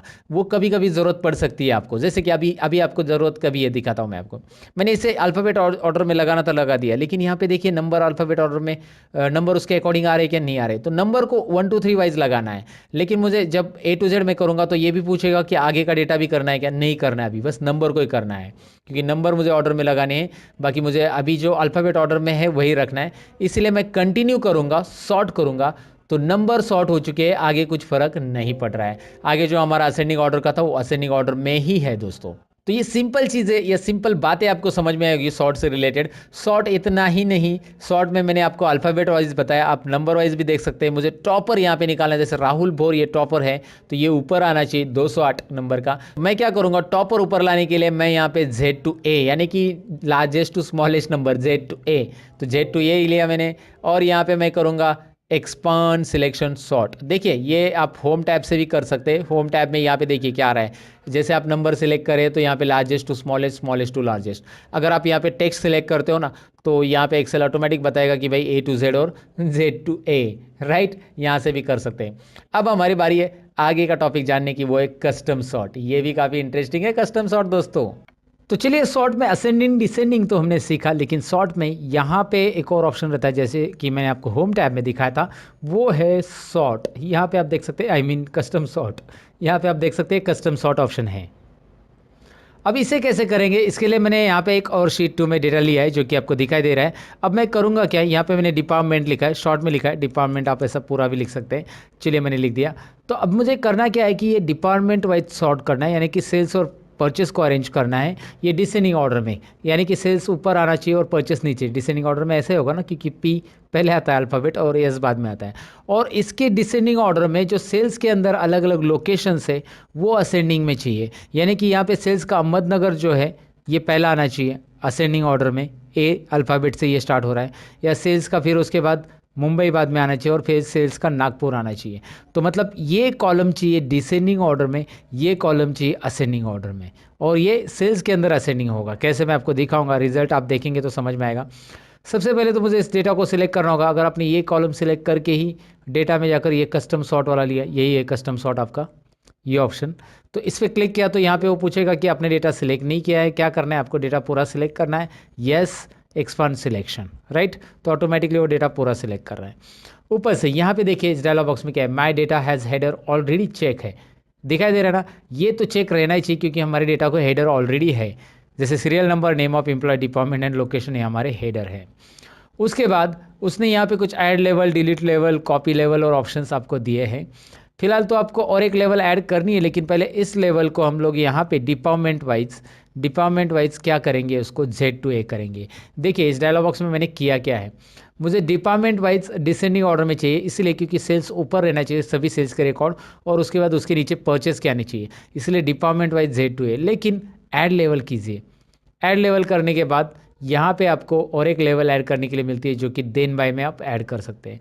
करना क्या है इस देन बाय में, आपको लोकेशन A to Z चाहिए। लोकेशन कैसा चाहिए, A to Z, मतलब पहले डिपार्टमेंट सॉर्ट होगा और उसके अंदर हर एक डिपार्टमेंट के लोकेशंस असेंडिंग ऑर्डर में आएंगे। कैसे, ज़रा रिजल्ट देखते हैं। ओके कीजिए। अब आपको दिख रहा है डिपार्टमेंट डिसेंडिंग ऑर्डर में सॉर्ट हो रहा है, सेल्स पहले आ चुका है और परचेस। लेकिन उस हर एक डिपार्टमेंट के ग्रुप में देखिए यहाँ पे उस डिपार्टमेंट के अंदर जितने भी लोकेशन आ रहे हैं वो असेंडिंग में है। जैसे अहमदनगर सबसे ऊपर आ रहा है, फिर मुंबई आ रहा है, फिर एन, है ना, अल्फ़ाबेट वाइज में। यहाँ पे भी देखिए परचेस में अहमदनगर, फिर पुणे और शिरूर, ए देन पी और यस अल्फ़ाबेट। तो ये इस ग्रुप के अंदर, परचेस ग्रुप के अंदर ये असेंडिंग ऑर्डर में आ चुका है। तो देन बाय क्या काम कर रहा है ये आपको यहाँ पे समझ में होगा। करना क्या है देन बाय के लिए, बस सबको सिलेक्ट करो, सॉर्ट करो और यहाँ पे आपको मिल रहा है। नहीं चाहिए तो यहाँ से लेवल आप डिलीट कर सकते हैं, या फिर इसी का और कॉपी लेवल वगैरह, इसी का कॉपी आ जाएगा दूसरा लेवल, और फिर यहाँ पे कुछ और चेंज करना है तो आप कर सकते हैं। उसके अलावा यहाँ पे आपको एक और चीज़ है, जैसे कि यहाँ पे ये डेटा है, serial number, name of location वगैरह, मैं इसे कॉपी कर लेता हूँ और नीचे रख देता हूँ थोड़ी देर के लिए, मतलब इस तरफ रखता हूँ। और मुझे इसे ऑर्डर में ये करना है, जैसे ये अल्फ़ाबेट ऑर्डर में लगाना है, तो इसमें अल्फ़ाबेट ऑर्डर में डिपार्टमेंट पहले कॉलम में, पहले इधर आ जाएगा पहले कॉलम के अंदर, और फिर सीरियल नंबर वगैरह लास्ट में चला जाएगा। कैसे, मैं आपको दिखाता हूँ। ये हॉरिजॉन्टल डेटा सॉर्ट करने के लिए करना क्या है, सॉर्ट में दोबारा जाइए, ऑप्शंस में जाइए। ऑप्शंस में देखिए यहाँ पे ऑप्शन आ रहा है आपको सॉर्ट लेफ्ट टू राइट, और ऊपर केस सेंसिटिव भी है, मतलब अल्फ़ाबेट कैपिटल वाले पहले होंगे फिर स्मॉल वाले बाद में आएंगे, केस सेंसिटिव रखेंगे तो वो आपके ऊपर है, केस सेंसिटिव रखना है नहीं रखना है।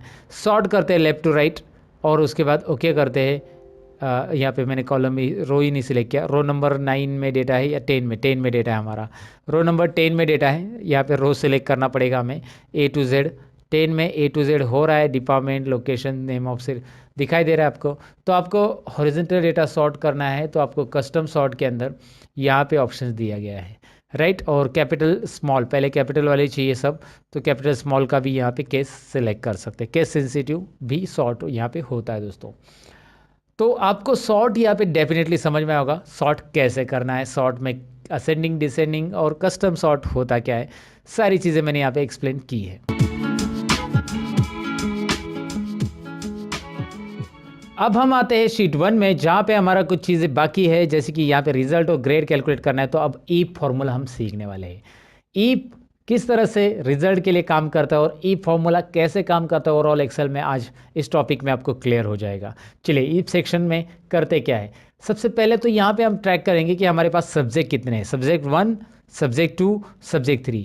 तीनों सब्जेक्ट में अगर किसी भी एक सब्जेक्ट में, तीनों में से किसी भी एक सब्जेक्ट में अगर वो 35 से कम है तो वो स्टूडेंट फेल हो जाएगा। ये हमारा क्राइटेरिया। क्राइटेरिया क्या है, ध्यान से देखिए। हमारी कंडीशन ऐसी है कि सब्जेक्ट 1 में या सब्जेक्ट 2 में या सब्जेक्ट 3 में कहीं पे भी वो फेल है तो स्टूडेंट फेल है।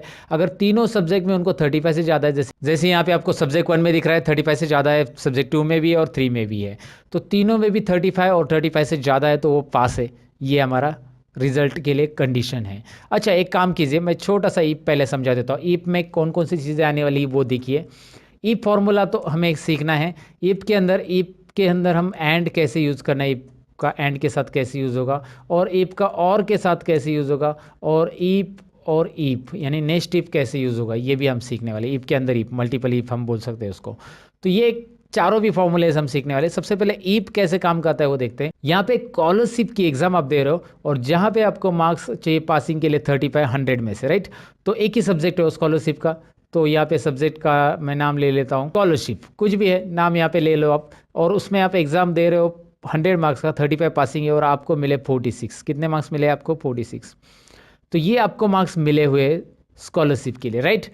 अब आपको करना क्या है, मेरा फॉर्मूला क्या रहेगा, मैं यहाँ पे ज़रा कॉलम की साइज़ बढ़ा देता हूँ। मेरा फॉर्मूला इसके लिए रहेगा 46 के लिए। तो ये पास है कि नहीं है, ये स्टूडेंट जो भी 46 मिला है, यहाँ पे लिख के आना चाहिए आगे के सेल में। तो मैं डायरेक्टली पास टाइप कर सकता हूँ, लेकिन ईप फॉर्मूला में कैसे होगा देखिए। ईप लेने के बाद ईप एक आपको यहाँ पे डिस्क्रिप्शन में दिखाई दे रहा है, यहाँ पे मैं आपको पढ़ के भी दिखाता हूँ। Checks whether a condition is met and returns one value if true and another value if false. तो ईप यहाँ पे मैंने सिलेक्ट किया है। अगर आपकी कंडीशन मिलती है तो पहला आंसर जो होगा कंडीशन के अकॉर्डिंग ट्रू रहेगा, और नहीं तो दूसरा आंसर फॉल्स। अगर कंडीशन नहीं मिल रही तो वो आंसर हम दूसरा देंगे। तो ईप आपको 2 आंसर अलाउ करता है। चलिए ईप और टैब बटन प्रेस कीजिए। यहाँ पे देखिए पहले पूछ रहा है वो कंडीशन यानी लॉजिक टेस्ट, आप टेस्ट दीजिए। फिर उसके बाद वो टेस्ट में मतलब जो भी लॉजिक टेस्ट आपने दिए वो ट्रू है तो पहला आंसर दिखाइए, नहीं तो दूसरा आंसर। तो करना क्या है देखिए, मेरा टेस्ट क्या है, यहाँ पे मैं सिलेक्ट कर रहा हूँ किसको, I2 को, I12 को, सॉरी I12 में है 46। If I12 cell is greater than equal to 35, मतलब 35 और उससे ज़्यादा है तो I12 सेल में 35 और उससे ज़्यादा है तो ये हमारी कंडीशन है। कंडीशन देते समय आप ये ऑपरेटर्स यूज़ कर सकते हैं, greater than equal to, less than equal to वगैरह। अगर ज़्यादा है तो क्या होगा, कोमा। पहला आंसर ये रहेगा पास। देखो डबल इन्वर्टेड कोमा में आपको लिखना है, ईफ के अंदर जो भी टेक्स्ट आप लिखते हो वो डबल इन्वर्टेड कोमा में आ जाएगा। कोमा देके अगर आप कोमा देते हो ना तो नीचे देखो क्या हो रहा है, वैल्यू फॉल्स बोल्ड हो रहा है।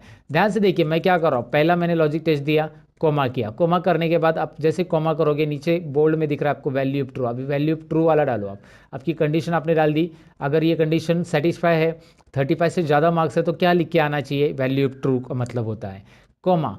अगर 35 से कम है तो क्या लिखना चाहिए आपको, वैल्यू ऑफ फॉल्स। अगर 35 से कम नहीं है, वो एक्सप्रेशन गलत है आपने जो दिया हुआ, 35 से कम है सॉरी, तो आपको मिलेगा वहाँ पे फेल स्टूडेंट, आपको यहाँ पे लिख के आना चाहिए फेल। तो आपको डबल इन्वर्टेड कोमा में ये लिखना है, डबल इन्वर्टेड कोमा नहीं बोलना है दोस्तों, डबल इन्वर्टेड कोमा, राइट। तो यहाँ पे मैंने दे दिया और यहाँ पे एंटर बटन प्रेस करना है। यहाँ पे भूलना नहीं है कि मैंने टाइप कैसे किया, ज़रा ध्यान से देखेंगे अभी क्या हो रहा है, ये पास हो रहा है। और यहाँ पे 34 करके देखिए फेल। ऑफकोर्स 35 के लिए पास होगा क्योंकि ग्रेटर देन इक्वल टू रखा है मैंने 35 को इंक्लूड करके। 35 है फिर भी पास है, 35 से ज़्यादा है फिर भी पास है, 35 से कम जाते हैं 31 32 कुछ भी डालो फेल आ जाएगा। तो इफ कंडीशन यहाँ पे आपको काम कैसे कर रहा है समझ में आया होगा, एक सेल के अंदर, एक ही सेल के लिए मैंने दिया। तो इफ इस तरह से देते हैं दोस्तों, इफ कंडीशन आपको दो आंसर अलाउ करता है। अगर आपकी कंडीशन सही है यहाँ पे दी हुई तो पहला आंसर रिटर्न करेगा, नहीं तो अगर कंडीशन नहीं मिल रही है, 35 से कम है यहाँ पे और 35 से ज़्यादा अगर है तो पास, ज़्यादा नहीं है तो फेल, राइट। कंडीशन नहीं मिल रही है तो फेल, वैल्यू फॉल्स। तो इस तरह से मैंने आपको बताया कि यहाँ पे कैसे हम ईफ फार्मूला अप्लाई कर सकते हैं, डेफिनेटली आपको समझा होगा ये।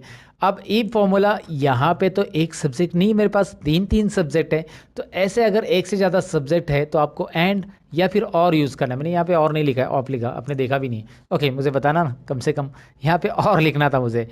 तो यहाँ पे आपको मैं बता रहा हूँ और, राइट। तो यहाँ पे एक से ज़्यादा अगर सब्जेक्ट है तो इफ एंड और इफ और इन दोनों में से एक यूज़ कर सकते हैं। पहले मैं आपको इफ एंड की मदद से कैसे निकालना है ये रिजल्ट मैं दिखाता हूँ। Is equal to if open bracket. अब एंड क्यों यूज़ करना है, क्योंकि इफ आपको अलाउ करता है एक ही लॉजिक टेस्ट देने के लिए और एक ही यहाँ पे क्राइटेरिया दे सकते हैं। लेकिन अगर आप एंड यूज़ करते हो फॉर्मूला में तो आप लॉजिक 1, लॉजिक 2, लॉजिक 3, 4 ऐसे बहुत सारी लॉजिक दे सकते हैं। तो सबसे पहले यहाँ पे करेंगे क्या, सब्जेक्ट 1 की सेल यानी कि यहाँ पे आएगी C3 दिखाई दे रहा है आपको, ये C3 सेल हमारी रहेगी और C3 यहाँ पे आ चुका है सब्जेक्ट 1 की, क्योंकि उसे रिस्पेक्टिव में जो लेफ्ट साइड में सेल है वही हमने लिए है।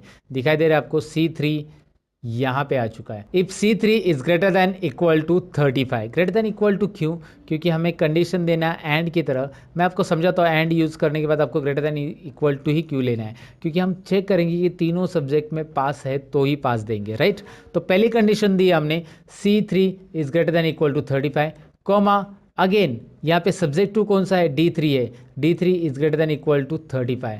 आप यहाँ पे लिख सकते हैं इस तरह से, या फिर कॉमा देने के बाद आप इस सेल को क्लिक भी कर सकते हैं। क्लिक कीजिए इस सेल के ऊपर, देखिए मैंने कॉमा दिया, इस सेल के ऊपर क्लिक किया, वो ऑटोमेटिकली आ चुका है। उसी के रिस्पेक्ट में जिस रो में आप यहाँ पे फॉर्मूला लिख रहे हो उसी के लेफ्ट साइड का जो सब्जेक्ट का सेल है उसे लेना है और इसमें भी ग्रेटर देन इक्वल टू 35 और ब्रैकेट क्लोज, ब्रैकेट एंड वाला क्लोज कर रहा हूँ मैं। देखिए यहाँ पे कलर दिख रहा है आपको एंड ब्रैकेट का और वही क्लोज कर रहा हूँ मैं। ज़रा इस कंडीशन को समझिए, मैं एक्सप्लेन करने की कोशिश कर रहा हूँ, आपको डेफिनेटली समझ में आएगा। यहाँ पे तीनों सब्जेक्ट की कंडीशन मैंने ली है, तीनों सब्जेक्ट में हमें मिलने चाहिए 35 से ज़्यादा मार्क्स।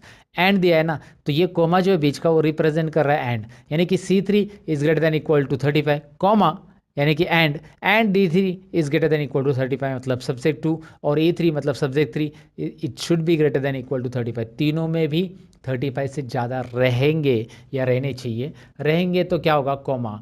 अब कॉमा करेंगे जैसे हम इस ब्रैकेट के बाद तो वैल्यू ट्रू, तो क्या होगा अगर ये कंडीशन सेटिस्फाई तीनों में भी 35 से ज़्यादा है तो पास होगा डबल इन्वर्टेड कॉमा में, नहीं तो क्या होगा फेल होगा। मैंने यहाँ पे एंटर वगैरह नहीं प्रेस किया, टाइप के आगे वो ऑटोमेटिक नीचे आ जाएगा, आपको एंटर यहाँ पे प्रेस नहीं करना है, बिल्कुल कोई ज़रूरत नहीं फार्मूला में आपको कोई एंटर वगैरह ऐड करने की, बस टाइप करते जाइए, फार्मूला ऑटोमेटिक अपने आप नीचे आता है आगे अगर नहीं जा रहा है तो लॉजिक टेस्ट क्या है देखिए, तीनों सब्जेक्ट में ग्रेटर देन 35 है तो पास, नहीं तो फेल। एंड का कंडीशन यही काम कर रहा है, एंटर कीजिए, यहाँ पे रिजल्ट आपको मिल रहा है। Are you getting? Look at here, pass pass दोनों भी है क्योंकि तीनों सब्जेक्ट में 35 से ज़्यादा है। यहाँ पे तो ऑफकोर्स 100 ही है, और यहाँ पे देखेंगे तो 35 से कम है किसी ना किसी सब्जेक्ट में। ये तो तीनों सब्जेक्ट में फेल है, लगभग एक सब्जेक्ट में पास है यहाँ पे 35। और यहाँ पे देखिए ये पास होता है कि नहीं होता है, अभी दिखाता हूँ मैं आपको। हो गया पास, राइट। तो तीनों में आपको 35 या 35 से ज़्यादा मार्क्स है तो ही पास होगा, नहीं तो फेल बताएगा। ये हमारा एंड का कहना था। एंड उस तरह से काम करता है जैसे यहाँ पे सारी चीज़ें कंपलसरी होती है एंड के अंदर दी हुई, तो कंपल्शन का काम करता है। जैसे एग्जांपल लो ना, आप अगर कोई ड्राइविंग लाइसेंस निकालने जाते हो और वहाँ पे आपको बोला कि आधार कार्ड और पैन कार्ड दोनों भी चाहिए, मतलब मैं एग्जांपल बता रहा हूँ, तो दोनों भी चाहिए, दोनों कंडीशन है तो ही आपका ड्राइविंग लाइसेंस निकलेगा। यानी कि जहाँ पे दोनों चीज़ें कंपलसरी है या जितनी भी चीज़ें दी हुई कंपलसरी है वो होता है एंड। तो वो क्या बोलेंगे आपको, आपका ड्राइविंग लाइसेंस निकालना है आपको तो आधार कार्ड और पैन कार्ड, और बोलेंगे क्या बोलेंगे, और आधार कार्ड और पैन कार्ड, यानी एंड, राइट। तो वैसे ही अगर आपको और के साथ रिजल्ट निकालना है, और मतलब क्या होता है, ऑप्शनल, राइट। तो और के साथ निकालना है तो कंडीशन क्या रहेगी, मैं दिखाता हूँ। यहाँ पे एक कॉलम इंसर्ट करना है, जो कि मैंने आपको बताया कॉलम कैसे इंसर्ट करना है ऑलरेडी। राइट क्लिक करके इंसर्ट, यहाँ पे रिजल्ट 2 नाम देते हैं हम इसका। तो यहाँ पे इफ और ओपन ब्रैकेट के बाद मैं और लिखूंगा, और से भी आंसर सही आएगा दोस्तों, जी हाँ सही आएगा। लेकिन आप बोलोगे कैसे, कंडीशन में हम चेंज करने वाले हैं। सब्जेक्ट 1 की कंडीशन में हम लेंगे लेस देन 35। अब ऐसा क्यों, मैं आपको समझाता हूँ। चलिए यहाँ पे पहले फॉर्मूला टाइप कर देते हैं। सब्जेक्ट 1 के बाद सब्जेक्ट 2 यानी D3, वहाँ पे क्लिक करेंगे तो भी चलेगा, less than 35, and comma E3 less than 35। इससे होगा क्या, तीनों में से किसी भी एक सब्जेक्ट में 35 से कम है, तो मैंने और लिखा है ना दोस्तों। और का मतलब यहाँ पे होता है कोई भी एक सब्जेक्ट में 35 से कम है तो वो सब्जेक्ट 1 में चेक करेगा 35 से कम है तो डायरेक्टली वो रिजल्ट शो करेगा, या सब्जेक्ट 2 में चेक करेगा 35 से कम मिला तो डायरेक्ट रिजल्ट शो करेगा, और सब्जेक्ट 3 में भी चेक करेगा। तीनों में से किसी, तीनों में भी 35 से कम नहीं रहने चाहिए, ऐसा नहीं कि तीनों में भी, तीनों में से किसी भी एक में, क्योंकि और लिखा है हमने एंड नहीं लिखा है, तो तीनों में से किसी भी एक में अगर 35 से कम है तो कॉमा डबल इन्वर्टेड कॉमा में फेल, और फिर कॉमा डबल इन्वर्टेड कॉमा में पास। यहाँ पे एक भी कॉमा नहीं मिस करना है, नहीं तो फॉर्मूला कॉमा में चला जाएगा। हमेशा की तरह मजाक कर रहा हूँ, लेकिन यहाँ पे मैं आपको बताऊँ कि कॉमा भूलना नहीं है दोस्तों। फेल और पास कैसे निकाला ये रिजल्ट आपको दिखाई दे रहा है। चलिए मैं आपको दिखाता हूँ आंसर क्या आता है इसका। एंटर कीजिए and have a look this. क्या हो रहा है देखिए, पास है, और मैं इस फॉर्मूला को यहाँ पे ड्रैग करूँगा। नाउ यू कैन सी, यहाँ पे दिखाई दे रहा है जैसे यहाँ पे आ रहा था एंड के साथ आंसर, वैसे ही यहाँ पे आ रहा है। Got it.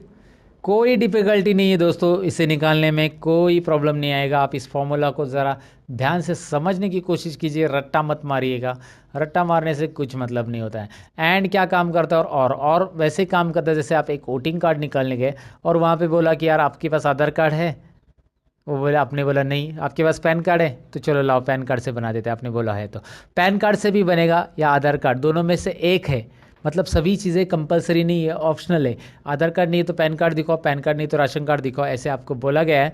तो यहाँ पे ऑप्शनल चीज़ें आती है, तो यहाँ पे वही मैंने किया कि C3 में जाकर वो चेक करेगा 35 से कम है क्या, है तो डायरेक्ट फेल बताएगा, आगे की कंडीशन उसे चेक करने की ज़रूरत नहीं है क्योंकि ये और है दोस्तों। और D3 में चेक करेगा 35 से कम है क्या, है तो डायरेक्टली फेल बताएगा, नहीं तो फिर E3 में चेक करेगा, E3 में 35 से कम है तो है तो फेल बताएगा, तीनों में भी नहीं है तो डायरेक्टली क्या बताएगा, वो पास बताने वाला है, क्योंकि ये सेटिस्फाई नहीं हो रहा है, राइट। तो इस तरह से इफ एंड और इफ और इफ काम करता है। बस अभी इफ में एक और चीज़ सीखना है जिससे हम ग्रेड निकालने वाले हैं, यानी कि नेक्स्ट इफ। अब नेक्स्ट इफ कैसे होगा, if with in if, if के अंदर इफ, हम इफ के अंदर इफ, हम इफ के अंदर इफ, बहुत सारे इफ लेने वाले हैं। वैसे हम कितने इफ लिख सकते हैं, वैसे 100 इफ भी लिखेंगे तो भी चलेगा, लेकिन मैं आपको बताऊँ कि एक्सेल 2019 के अंदर नया फॉर्मूला आया है। इफ को बार बार लिखने से अच्छा आप एक ही बार लिखिए, उसका नाम है इफ्स, और उसके लिए वीडियोस मैंने बनाए थे एक्सेल 2019 में, कौन से नए फॉर्मूलाज है उसका लिंक डिस्क्रिप्शन में, अगर आप इंटरेस्टेड हो तो ज़रूर वीडियो देख लेना दोस्तों। फिलहाल तो मैं आपको बताऊं कि यहाँ पे इज इक्वल टू करना है और आपको इफ टाइप करना है। इफ टाइप करने के बाद सबसे पहला कंडीशन, हम कोई भी एक रिजल्ट लीजिए, ये रिजल्ट ले लेते। If result is equal to fail, अगर रिजल्ट में फेल है तो ग्रेड में भी फेल आएगा, ग्रेड में पास नहीं आएगा। If result is equal to fail then result अगर फेल है तो ग्रेड भी फेल है, ये समझ लेना। पहली कंडीशन हमने दे दी कि रिजल्ट फेल है तो ग्रेड फेल है। अगर रिजल्ट फेल नहीं है तो पास ट्रैक करने की ज़रूरत नहीं, ऑटोमेटिक फेल नहीं है तो कॉमा कीजिए, यानी कि यहाँ पे आपके पास ईप में दो आंसर रहते हैं, फेल है तो फेल, फेल नहीं है तो क्या आंसर आएगा, फेल नहीं है तो ईप ओपन ब्रैकेट, ईप ओपन ब्रैकेट के अंदर लॉजिक टेस्ट देंगे हम इस ग्रेड के लिए। यानी कि ग्रेड कैसा रहता है हमारा, मैं आपको बताता हूँ। इस सेल के अंदर K3 के अंदर 75 से ज़्यादा है तो यहाँ पे मैंने ग्रेटर देन साइन ले लिखा, ग्रेटर देन इक्वल टू 75। अगर 75 से ज़्यादा है तो A+ ग्रेड हम देंगे यहाँ पे, A+। मैंने कौन सा ग्रेड लिखा है देखिए, A+, और ये इन्वर्टेड कोमा में रहेगा इस तरह से। ध्यान से देखिए यहाँ पे कर क्या रहा हूँ मैं, अगर फेल है तो फेल होगा, नहीं तो फेल नहीं है तो K3 में चेक करेंगे कितने मार्क्स है। K3 में चेक करना है यहाँ पे 75 और उससे ज़्यादा है तो greater than equal to 75, then A+ grade आने वाला है। अब यहाँ पे एक बात याद रखिए कि मैंने डिसेंडिंग ऑर्डर ग्रेड लिया है, यानी कि सबसे हाईएस्ट ग्रेड पहले लिया है और यही करना है आपको ग्रेड के फॉर्मूला में। तो ग्रेड के फॉर्मूला में क्या करना है, पहले 75 चेक कीजिए, अगर 75 से ज़्यादा नहीं है तो अब कोमा दीजिए, कोमा देने के बाद दोबारा ईप आएगा, ईप ओपन ब्रैकेट, और हम K3 को दोबारा सेलेक्ट करेंगे, K3 greater than equal to, इस बार हम 60 चेक करेंगे, 60 है तो कौन सा ग्रेड देंगे, देखिए ध्यान से 60 है तो यहाँ पे हम A ग्रेड देंगे, लेकिन हमने एक ही आंसर दिया है, वैल्यू इफ ट्रू वाला। वैल्यू इफ फॉल्स वाला आंसर हम यहाँ पे देंगे, दूसरा ईप लेंगे, वैल्यू इफ फॉल्स की जगह हम दूसरा ईप लेंगे, और यहाँ पे हम क्या लिखेंगे देखिए, फिर से लॉजिक टेस्ट K3, मतलब एक ईप के अंदर दूसरा ईप कैसे मैं कर रहा हूँ देखिए, K3 is greater than equal to 50, अगर 50 या 45 लेते हैं, 45 से ज़्यादा है तो C ग्रेड। तो पहला आंसर हमने जैसे लिखा C ग्रेड, इसका यहाँ पे दिख रहा है वैल्यू इफ ट्रू, पहला आंसर इस ईप का, लॉजिक टेस्ट ये है, और कॉमा, और जैसे दूसरा आंसर लिखना है और एक ईप ऐड करेंगे हम, if open bracket, K3 is greater than equal to 35 है तो कौन सा ग्रेड, यहाँ पे गलती कर दी मैंने, यहाँ पे होना चाहिए C ग्रेड और वहाँ पे होना चाहिए B ग्रेड, ये हमारी थोड़ी सी गलती होगी, यहाँ पे मिस्टेक हम यहाँ पे सुधार लेते हैं। चलिए, देर आए दुरुस्त है, राइट। तो यहाँ पे A+, A, B और C ग्रेड मैंने लिखा। आप लगा यार इतना बड़ा फॉर्मूला, आप ऐसा सोचो मत बिल्कुल। ये फॉर्मूला क्या है मैं आपको बताता हूँ। ये फॉर्मूला रिपीट है, ये फॉर्मूला दिख रहा है यहाँ से यहाँ तक, यही कॉपी करके यहाँ पे फिर से रखा गया है, बस दिखाई दे रहा है। बस आपको चेंज करना है ग्रेड यहाँ पे, और ग्रेड और मार्क्स चेंज करने, कंडीशन चेंज करना है। बाकी यहाँ पे ब्रैकेट कितने क्लोज होंगे ये सब देखने की ज़रूरत नहीं है, चिंता करने की ज़रूरत नहीं है। एंटर कीजिए, एक्सेल ऑटोमेटिक ब्रैकेट क्लोज कर रहा है, यहाँ पे इस बॉक्स में दिख रहा है एक्सेल ऑटोमेटिकली ब्रैकेट यहाँ पे क्लोज कर रहा है। यस, तो यहाँ पे ब्रैकेट को यस करेंगे और आंसर आ रहा है। चलिए देखते हैं अकॉर्डिंग टू दैट परसेंटेज के हिसाब से, जो फेल है फेल के लिए फेल, और जो परसेंटेज यहाँ पे दिखाई दे रहे हैं उसके हिसाब से उसको मार्क्स आए हैं कि नहीं आए, आए हैं। इसे हम नेक्स्ट टिप बोलते हैं दोस्तों। इसकी ज़रा प्रैक्टिस आपको करनी ज़रूरी है, और जितनी रिपीट आप इसके प्रैक्टिस करोगे उतना ईप आप डीपली समझते जाओगे कि ईप के अंदर लॉजिक टेस्ट होता क्या है, पहला आंसर क्या होता है, दूसरा आंसर क्या होता है, नेक्स्ट टिप लिया कैसे गया है, यहाँ पे क्यों लिया गया है, ये सारी चीज़ें आपको समझ में आएगी। तो ज़रूर ईप का एक बार प्रैक्टिस कीजिए। हमारा ग्रेड तक हमारा हो गया है। अब नेक्स्ट पॉइंट की तरफ बढ़ते हैं।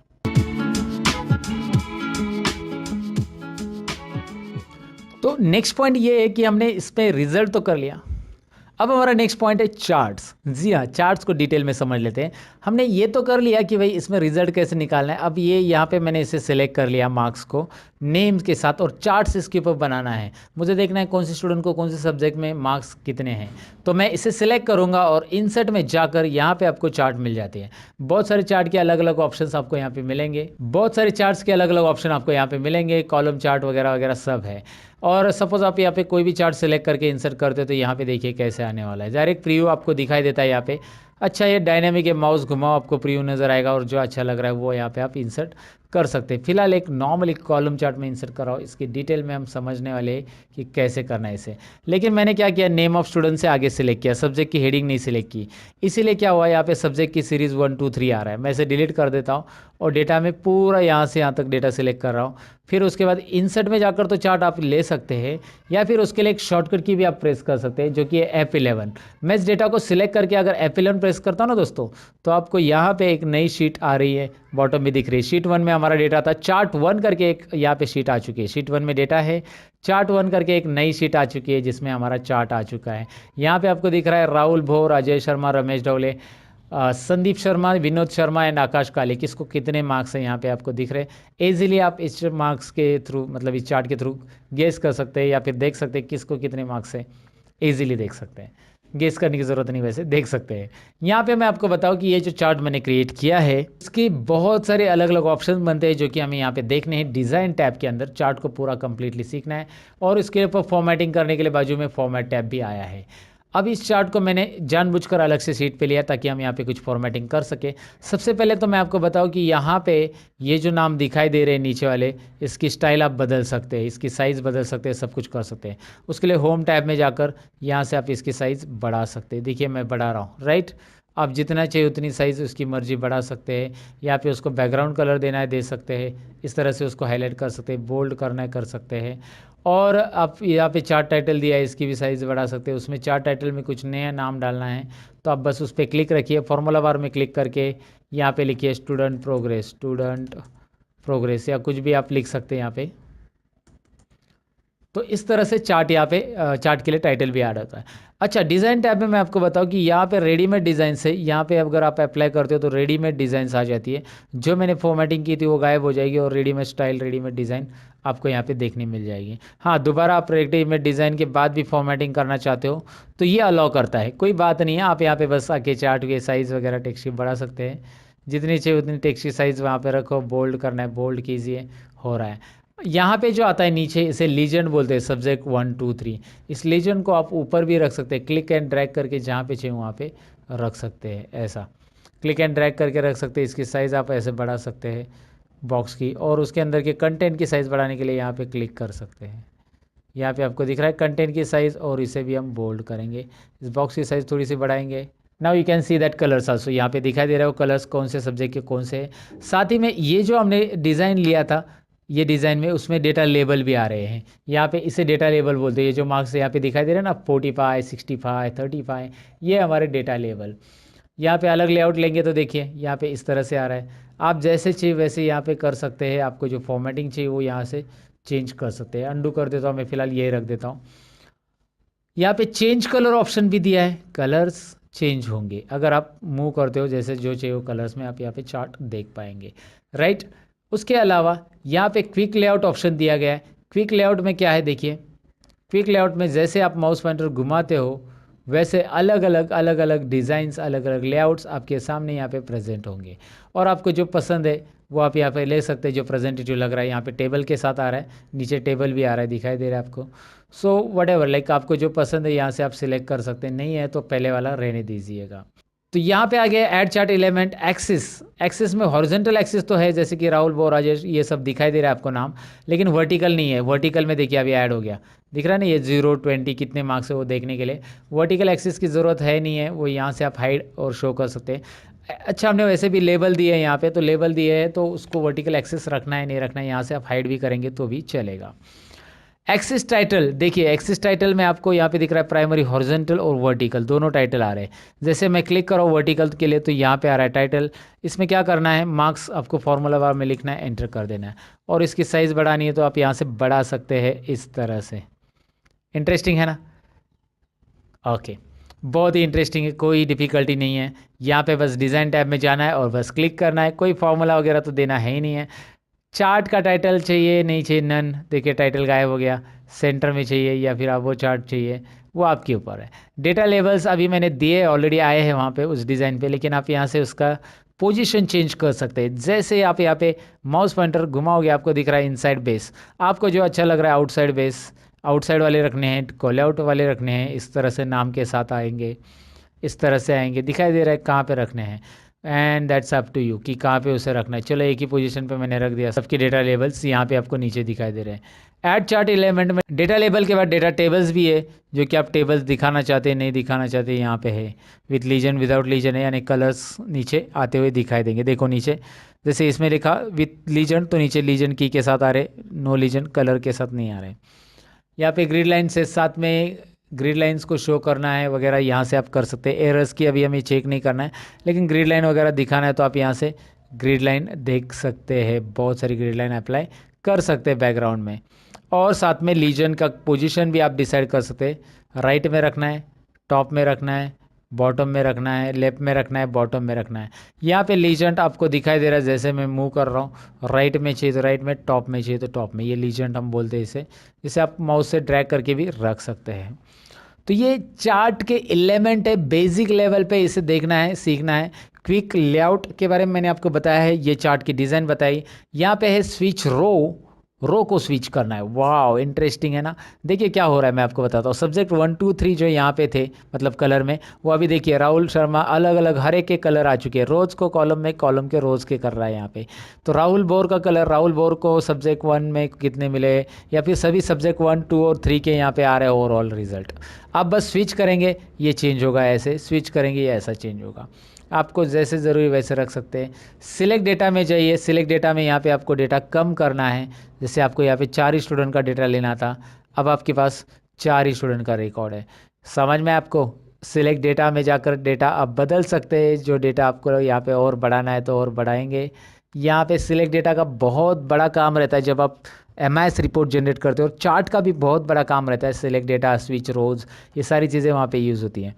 फिलहाल चेंज चार्ट टाइप आपके लिए ऑप्शन है, और यहाँ से आप इस चार्ट को लाइन में, पाई में, बार में कन्वर्ट कर सकते हैं। अब मेरे पास ज़्यादा कॉलम है तो यहाँ पे कॉलम और बार चार्ट ही प्रेजेंटेटिव रहेगा, और बाकी सब तो इतने नहीं रहेंगे। इसीलिए यहाँ पे चेंज चार्ट टाइप में आप देखेंगे ज़्यादा कॉलम्स के लिए ये बार ही चलता है, सिंगल कॉलम के लिए पाई चलेगा, सिंगल वैल्यूज़ रहेगी। तो फिलहाल आप कॉलम चार्ट लीजिए और इसे सीधा कर दीजिएगा।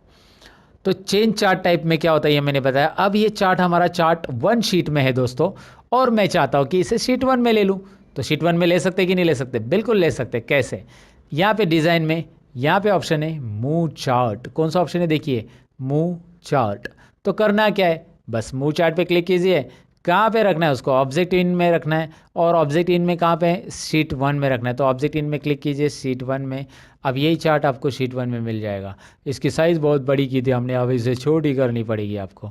यहाँ से दोबारा इसकी साइज़ छोटी कीजिए, तभी तो चार्ट नज़र आएगा। राइट, इसकी भी साइज़ हमने बहुत बड़ी की थी, इसे छोटी करनी पड़ेगी, तभी आपको चार्ट यहाँ पे डिटेल में दिख रहा है। ग्रिड लाइन नीचे, तो ग्रिड लाइन पे क्लिक करके आप इसे डिलीट कर सकते हैं। यहाँ पे 2-4 अलग अलग मेजर माइनर ग्रिड लाइन थी, उसे मैंने डिलीट कर दिया। सिलेक्ट करके ग्रिड लाइन के ऊपर क्लिक करके डिलीट कर सकते हैं। तो चार्ट को रिप्रेजेंट कैसे करना है, एक बिगिनर लेवल पे चार्ट में कौन कौन से फंक्शंस रहते हैं, ऑप्शंस कैसे रहते हैं, टाइटल कहाँ से ऐड करना रहता है, या फिर लीजेंड क्या होता है, टेबल कैसे ऐड करना था, डेटा लेवल क्या होता है, ये सारी चीज़ें मैंने एक्सप्लेन करने की यहाँ पे इस टॉपिक में कोशिश की है दोस्तों। अब हम बढ़ते हैं अगले टॉपिक की ओर। और हाँ जी दोस्तों, आप अगर कंप्यूटर कोर्स से सीखना चाहते हैं, वो भी सीरियली, यानी कि tally course, Photoshop, Corel Draw और ऐसे बहुत सारे कोर्स जो कि आपको सीरीज़ में सीखने, तो उसके लिए मैंने एक नया चैनल ओपन किया है जिसका नाम है रियल ट्यूटोरियल, जो कि यहाँ पे आपको स्क्रीन के ऊपर दिखाई दे रहा है। आपको इस रियल ट्यूटोरियल में प्लेलिस्ट में क्लिक करना है दोस्तों। प्लेलिस्ट के अंदर यहाँ पे आपको सीरीज वाइज वीडियो मिलेंगी। आपको टैली की वीडियोस देखना है, आपको फोटोशॉप के देखना है, आपको ऑटोकैड के देखना है। फिलहाल तो 3 सीरीज़ यहाँ पे है, तो इसमें से जो वीडियोज़ आपको देखने हैं उसकी सीरीज़ पे क्लिक कीजिए, एक साथ सभी वीडियोज़ आपको मिलेंगे। तो अगर आप बनना चाहते हैं कंप्यूटर कोर्सेज में मास्टर, तो इस चैनल को ज़रूर फॉलो कीजिए। लिंक आपके लिए मैंने डिस्क्रिप्शन में दे दिए, रियल ट्यूटोरियल, ज़रा चेक कीजिएगा दोस्तों। तो इस तरह से ये चार्ट में सारी चीज़ें हो गई। और चार्ट में आप बैकग्राउंड में लोगो ऐड करना चाहते हैं, आपको लगता है कि यार यहाँ पे बैकग्राउंड में कुछ काम किया जाए, तो राइट क्लिक कीजिए इस चार्ट के ऊपर।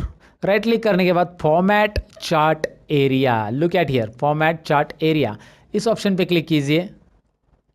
और इस ऑप्शन पे क्लिक करने के बाद यहाँ पे आपको फिल में जाना है। फिल में राइट साइड में आप देखेंगे यहाँ पे बहुत सारे ऑप्शंस आ रहे हैं, no fill, solid fill, gradient वगैरह वगैरह वगैरह।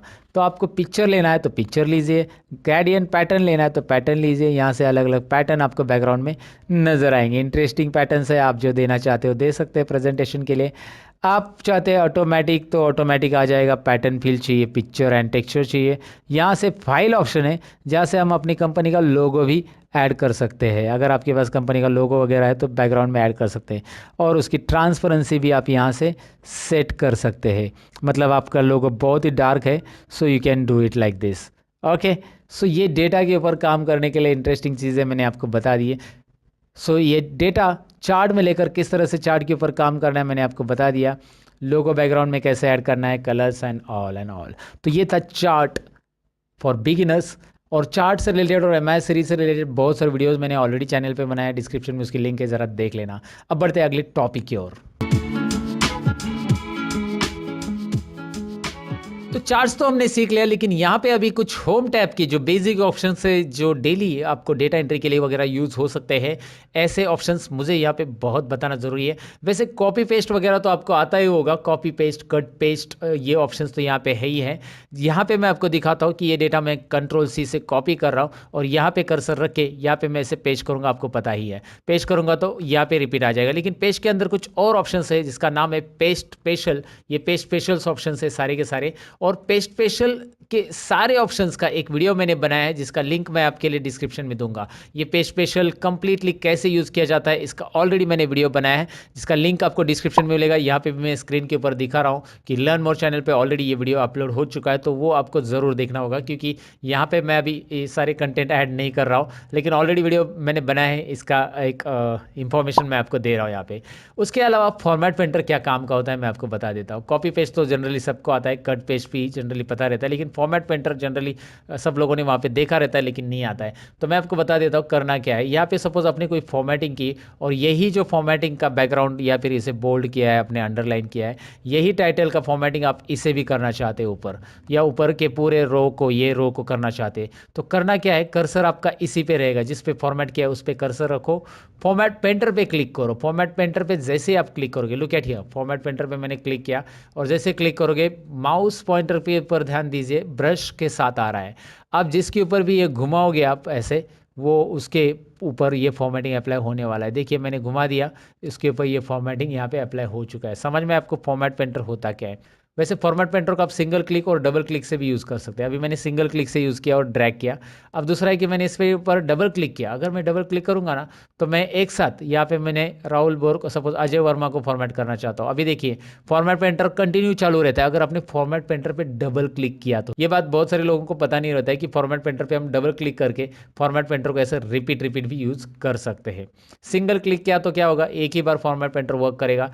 डबल क्लिक करेंगे तो ऐसा मल्टीपल टाइम्स आप वर्क कर सकते हैं फॉर्मेट पेंटर पे। जहाँ पे भी आप क्लिक करोगे फॉर्मेट पेंटर चालू ही रहेगा। एस्केप बटन करेंगे तो फॉर्मेट पेंटर रिमूव हो जाएगा। एस्केप बटन प्रेस कीजिए। देखिए मैं दोबारा बता देता हूँ, आपको यहाँ पे क्लिक करना है, फॉर्मेट पेंटर सिंगल क्लिक किया और आपने जिस नंबर पे, मैं यहाँ पे ड्रैग कर रहा हूँ फिलहाल, तो वो उतना फॉर्मेट हो रहा है। फिर से फॉर्मेट पेंटर, माउस की तरफ ध्यान दीजिए, अभी प्लस साइन आ रहा है, फॉर्मेट पेंटर नहीं आ रहा है। अगर मैं इस पर क्लिक करके डबल क्लिक करता हूँ फॉर्मेट पेंटर पे, now I can click here, here I can drag here also. तो एक साथ मल्टीपल सेल्स को फॉर्मेट करने के लिए आप फॉर्मेट पेंटर पे डबल क्लिक कीजिएगा। है ना इंटरेस्टिंग। फिलहाल मैं अंडू कर देता हूँ। अंडू पता है ना, Ctrl+Z अंडू, अंडू, और रीडू करने के लिए Ctrl+Y, undo and redo. Undo and Pandu नहीं होता है दोस्तों, अंडू एंड रीडू होता है, याद रखिए। अंडू पांडू तो नाना पाटेकर जी बोलते हैं, अंडू पांडू समझा क्या। ओके मैं जस्ट जोक कर रहा हूँ। फिलहाल तो आपको मैं बताऊँ कि ये फॉर्मेट पेंटर तो आपको समझ में आया होगा। बोल्ड इटैलिक अंडरलाइन मुझे बताने की ज़रूरत नहीं। ऑल बॉर्डर्स के बारे में मैंने बताया आपको कैसे करते हैं। यहाँ पे कलर्स वगैरह कैसे फिल करना है वो भी हमने देख लिया। बहुत सारी बार आपको ऑल बॉर्डर्स नहीं देने की ज़रूरत पड़ सकती है। सपोज आपने ऑल बॉर्डर्स को नो बॉर्डर करना है तो यहाँ पे जाओ, यहाँ पे जाओ, और यहाँ पे ऑल बॉर्डर्स की ज़रूरत नहीं है आपको, नो बॉर्डर, बस इसको आउटसाइड बॉर्डर देना है। अभी देखिए इसका आउटसाइड बॉर्डर भी चला गया है। तो इसके आउटसाइड बॉर्डर कैसे देते हैं हम, यहाँ पे देखिए आउटसाइड बॉर्डर्स भी ऑप्शंस है, थिक बॉक्स बॉर्डर भी है, थिक आउटसाइड बॉर्डर्स भी है। जो देना है यहाँ से आप दे सकते हैं दोस्तों। है ना इंटरेस्टिंग। सो यहाँ पे बॉर्डर आपको देना कैसे है वो एक बार ट्राई कीजिए। इस बॉर्डर में बहुत सारे कलर फिल चाहिए तो यहाँ से आप उसको शेडिंग कलर दे सकते हैं डिफरेंट। फॉन्ट कलर है, यहाँ पे टेक्स्ट की साइज़ वगैरह बढ़ाना, यहाँ पे इसे सेंटर करना है। जैसे मैं इसकी हाइट बढ़ा रहा हूँ, ज़रा ध्यान से देखिए, रो की हाइट ऐसे आप बढ़ा सकते हैं। ये याद रखना है। जैसे हमने कॉलम की विड्थ से सीखी थी कि आप यहाँ से ऐसा ड्रैग कर सकते हैं, वैसे हम रो की हाइट यहाँ पे बढ़ा सकते हैं। वैसे मैं आपको बताऊँ कि कॉलम और रो की विड्थ अगर इक्वली करनी है सभी कॉलम की, तो आप एक काम कीजिए, एक तो आप इसे सभी रो को एक साथ सिलेक्ट कीजिए और बीच में कहीं पे भी एरो रख के आप ऐसे ड्रैग करेंगे, इक्वली सबकी हाइट बढ़ेगी। या यहाँ पे राइट साइड में एक ऑप्शन है, फॉर्मेट में जाइए, राइट साइड में फॉर्मेट में रो हाइट दिखाई दे रहा है आपको, रो हाइट ऑप्शन, इससे आप रो हाइट कर सकते हैं इक्वली। यहाँ पे रो हाइट टाइप कीजिए, उतने जो रो सिलेक्टेड है उनकी हाइट उतनी हो जाएगी, 20, रो हाइट 20, राइट। तो इस तरह से रो हाइट आप बढ़ा सकते हैं। लेकिन इसमें अभी मैंने हाइट बढ़ा दी है, तो ये ज़रा टेक्स्ट को नोटिस कीजिए, और थोड़ी सी हाइट बढ़ा देता हूँ, और थोड़ी सी हाइट बढ़ा देता हूँ, और इस टेक्स्ट को नोटिस कीजिए बॉटम में आ रहा है। तो आप इसे यहाँ पे दिखाई दे रहा है ना, मिडल अलाइन से क्या हो रहा है, टॉप अलाइन से क्या हो रहा है, मिडल अलाइन से क्या हो रहा है। यहाँ पे ज़रा मैं जूम कर लेता हूँ, ये अलाइनमेंट वर्टिकल और हॉरिजॉन्टल अलाइनमेंट है एक्सेल में। ये सेंटर चाहिए तो सेंटर यहाँ पे ऐसा रख सकते हैं, टोटली सेंटर हॉरिजॉन्टल सेंटर आ जाएगा। देखो डेटा कैसा आ रहा है, you know that left side में आएगा, सेंटर में आएगा, राइट में आएगा।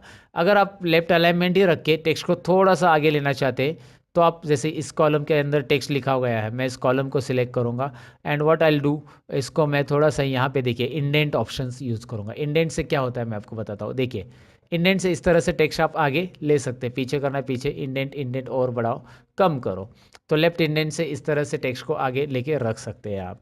इसके अलावा जैसे आपने बहुत सारे कैलेंडर वगैरह में देखा होगा, संडे वगैरह ऐसा क्रॉस में लिखा रहता है, तो यहाँ पे ऑप्शन है देखिए, इसे आप टेक्स्ट को रोटेट कर सकते हैं। Vertical text, angle clockwise, angle counter clockwise, ज़रा करके तो देखिए, यहाँ पे देखिए कैसा टेक्स्ट आएगा। राइट, आपने देखा होगा ना, यहाँ पे देखिए अभी जैसे वो कैलेंडर में रहता है ना, संडे मंडे ऐसा क्रॉस में लिखा रहेगा, आपने देखा होगा शायद। तो ये ज़रूरी है तो कीजिए, नहीं तो इसके ऊपर दोबारा क्लिक करके वो रिमूव हो जाएगा वहाँ पे। इसको बोलते हैं टेक्स्ट का ओरिएंटेशन। टेक्स्ट ओरिएंटेशन कैसे देना है, टेक्स्ट का अलाइनमेंट कैसे देना है, टेक्स्ट को इंडेंट कैसे देना है, ये हमने यहाँ पे देखा। साथ में मर्ज एंड सेंटर तो हमने पहले ही सीखा था, इस टाइटल को मर्ज एंड सेंटर कैसे करते हैं। लेकिन इसके अलावा हमें यहाँ पे सीखना है, हमें यहाँ पे जानना है रैप टेक्स्ट के बारे में। होता क्या wrap text, I let you know कैसे, दिखाता हूँ मैं आपको।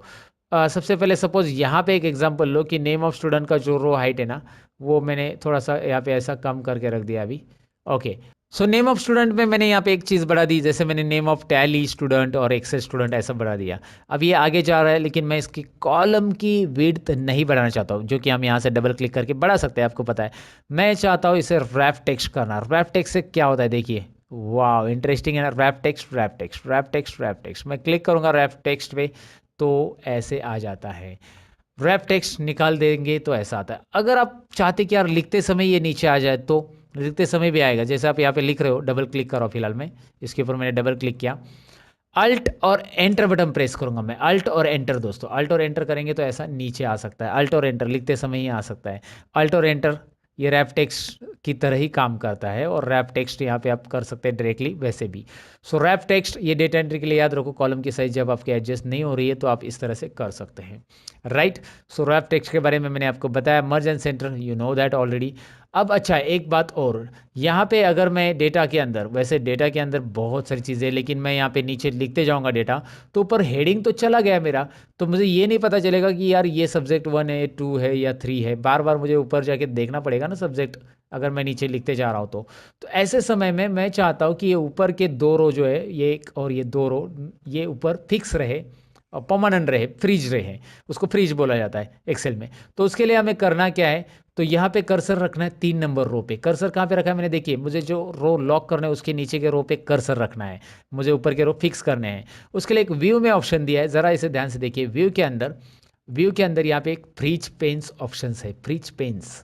फ्रीज करेंगे हम, किसको फ्रीज करेंगे, उसने पूछा है कि टॉप रो एक ही करना है या फर्स्ट कॉलम करना है, लेकिन मुझे फ्रीज पेन्स ही करना है क्लिक डायरेक्टली, क्योंकि मैंने ऑलरेडी लोकेशन दे दिया कि 3 नंबर रो पे मैंने कर्सर रखा है। तो फ्रीज पेन्स मैंने ऑन किया तो यूल नोटिस यहाँ पे एक लाइन आएगी, वो अभी मैंने बॉर्डर दिया इसलिए यहाँ पे समझ में नहीं आ रहा है, लेकिन आपको एक लाइन नज़र आएगी एक्स्ट्रा, या फिर आप डाउन एरो प्रेस करते जाओ, you will find out the changes क्या हो रहे दिखाई दे रहे हैं आपको।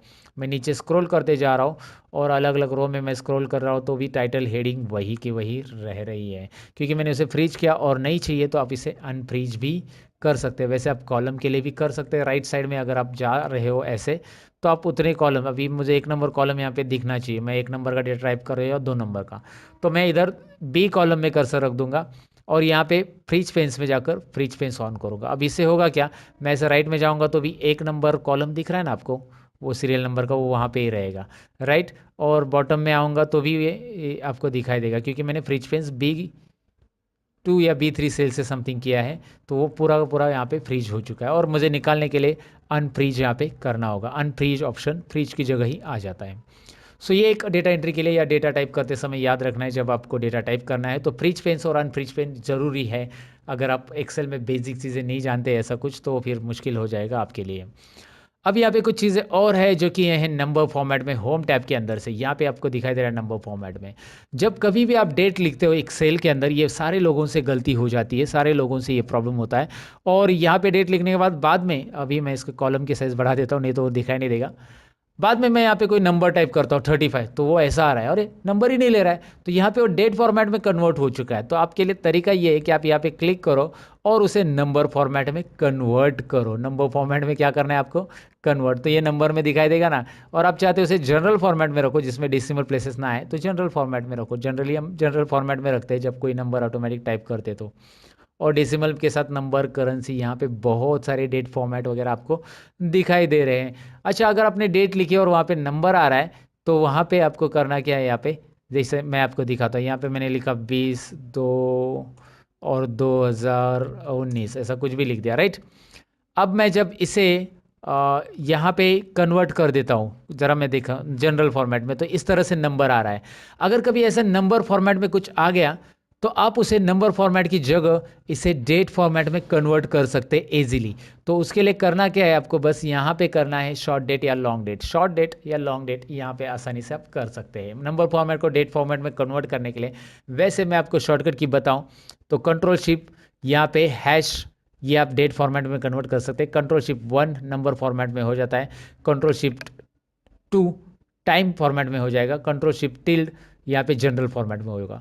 कंट्रोल शिफ्ट टिल्ड 1 2 3, ये याद रखिए 1 2 3 कंट्रोल शिफ्ट के साथ ये अलग अलग फॉर्मेट में आपको कन्वर्ट करने के लिए देता है, राइट। कंडीशनल फॉर्मेटिंग वैसे हमने सीख लिया है कैसे करना है, मैंने बताया है। और फॉर्मेट एज कैसे ही ये टेबल होता है ये भी मैंने आपको दिखाया। यहाँ से आपको अलग अलग स्टाइल्स मिल जाती है जो कि आप अप्लाई कर सकते हैं, ये भी मैंने बताया था।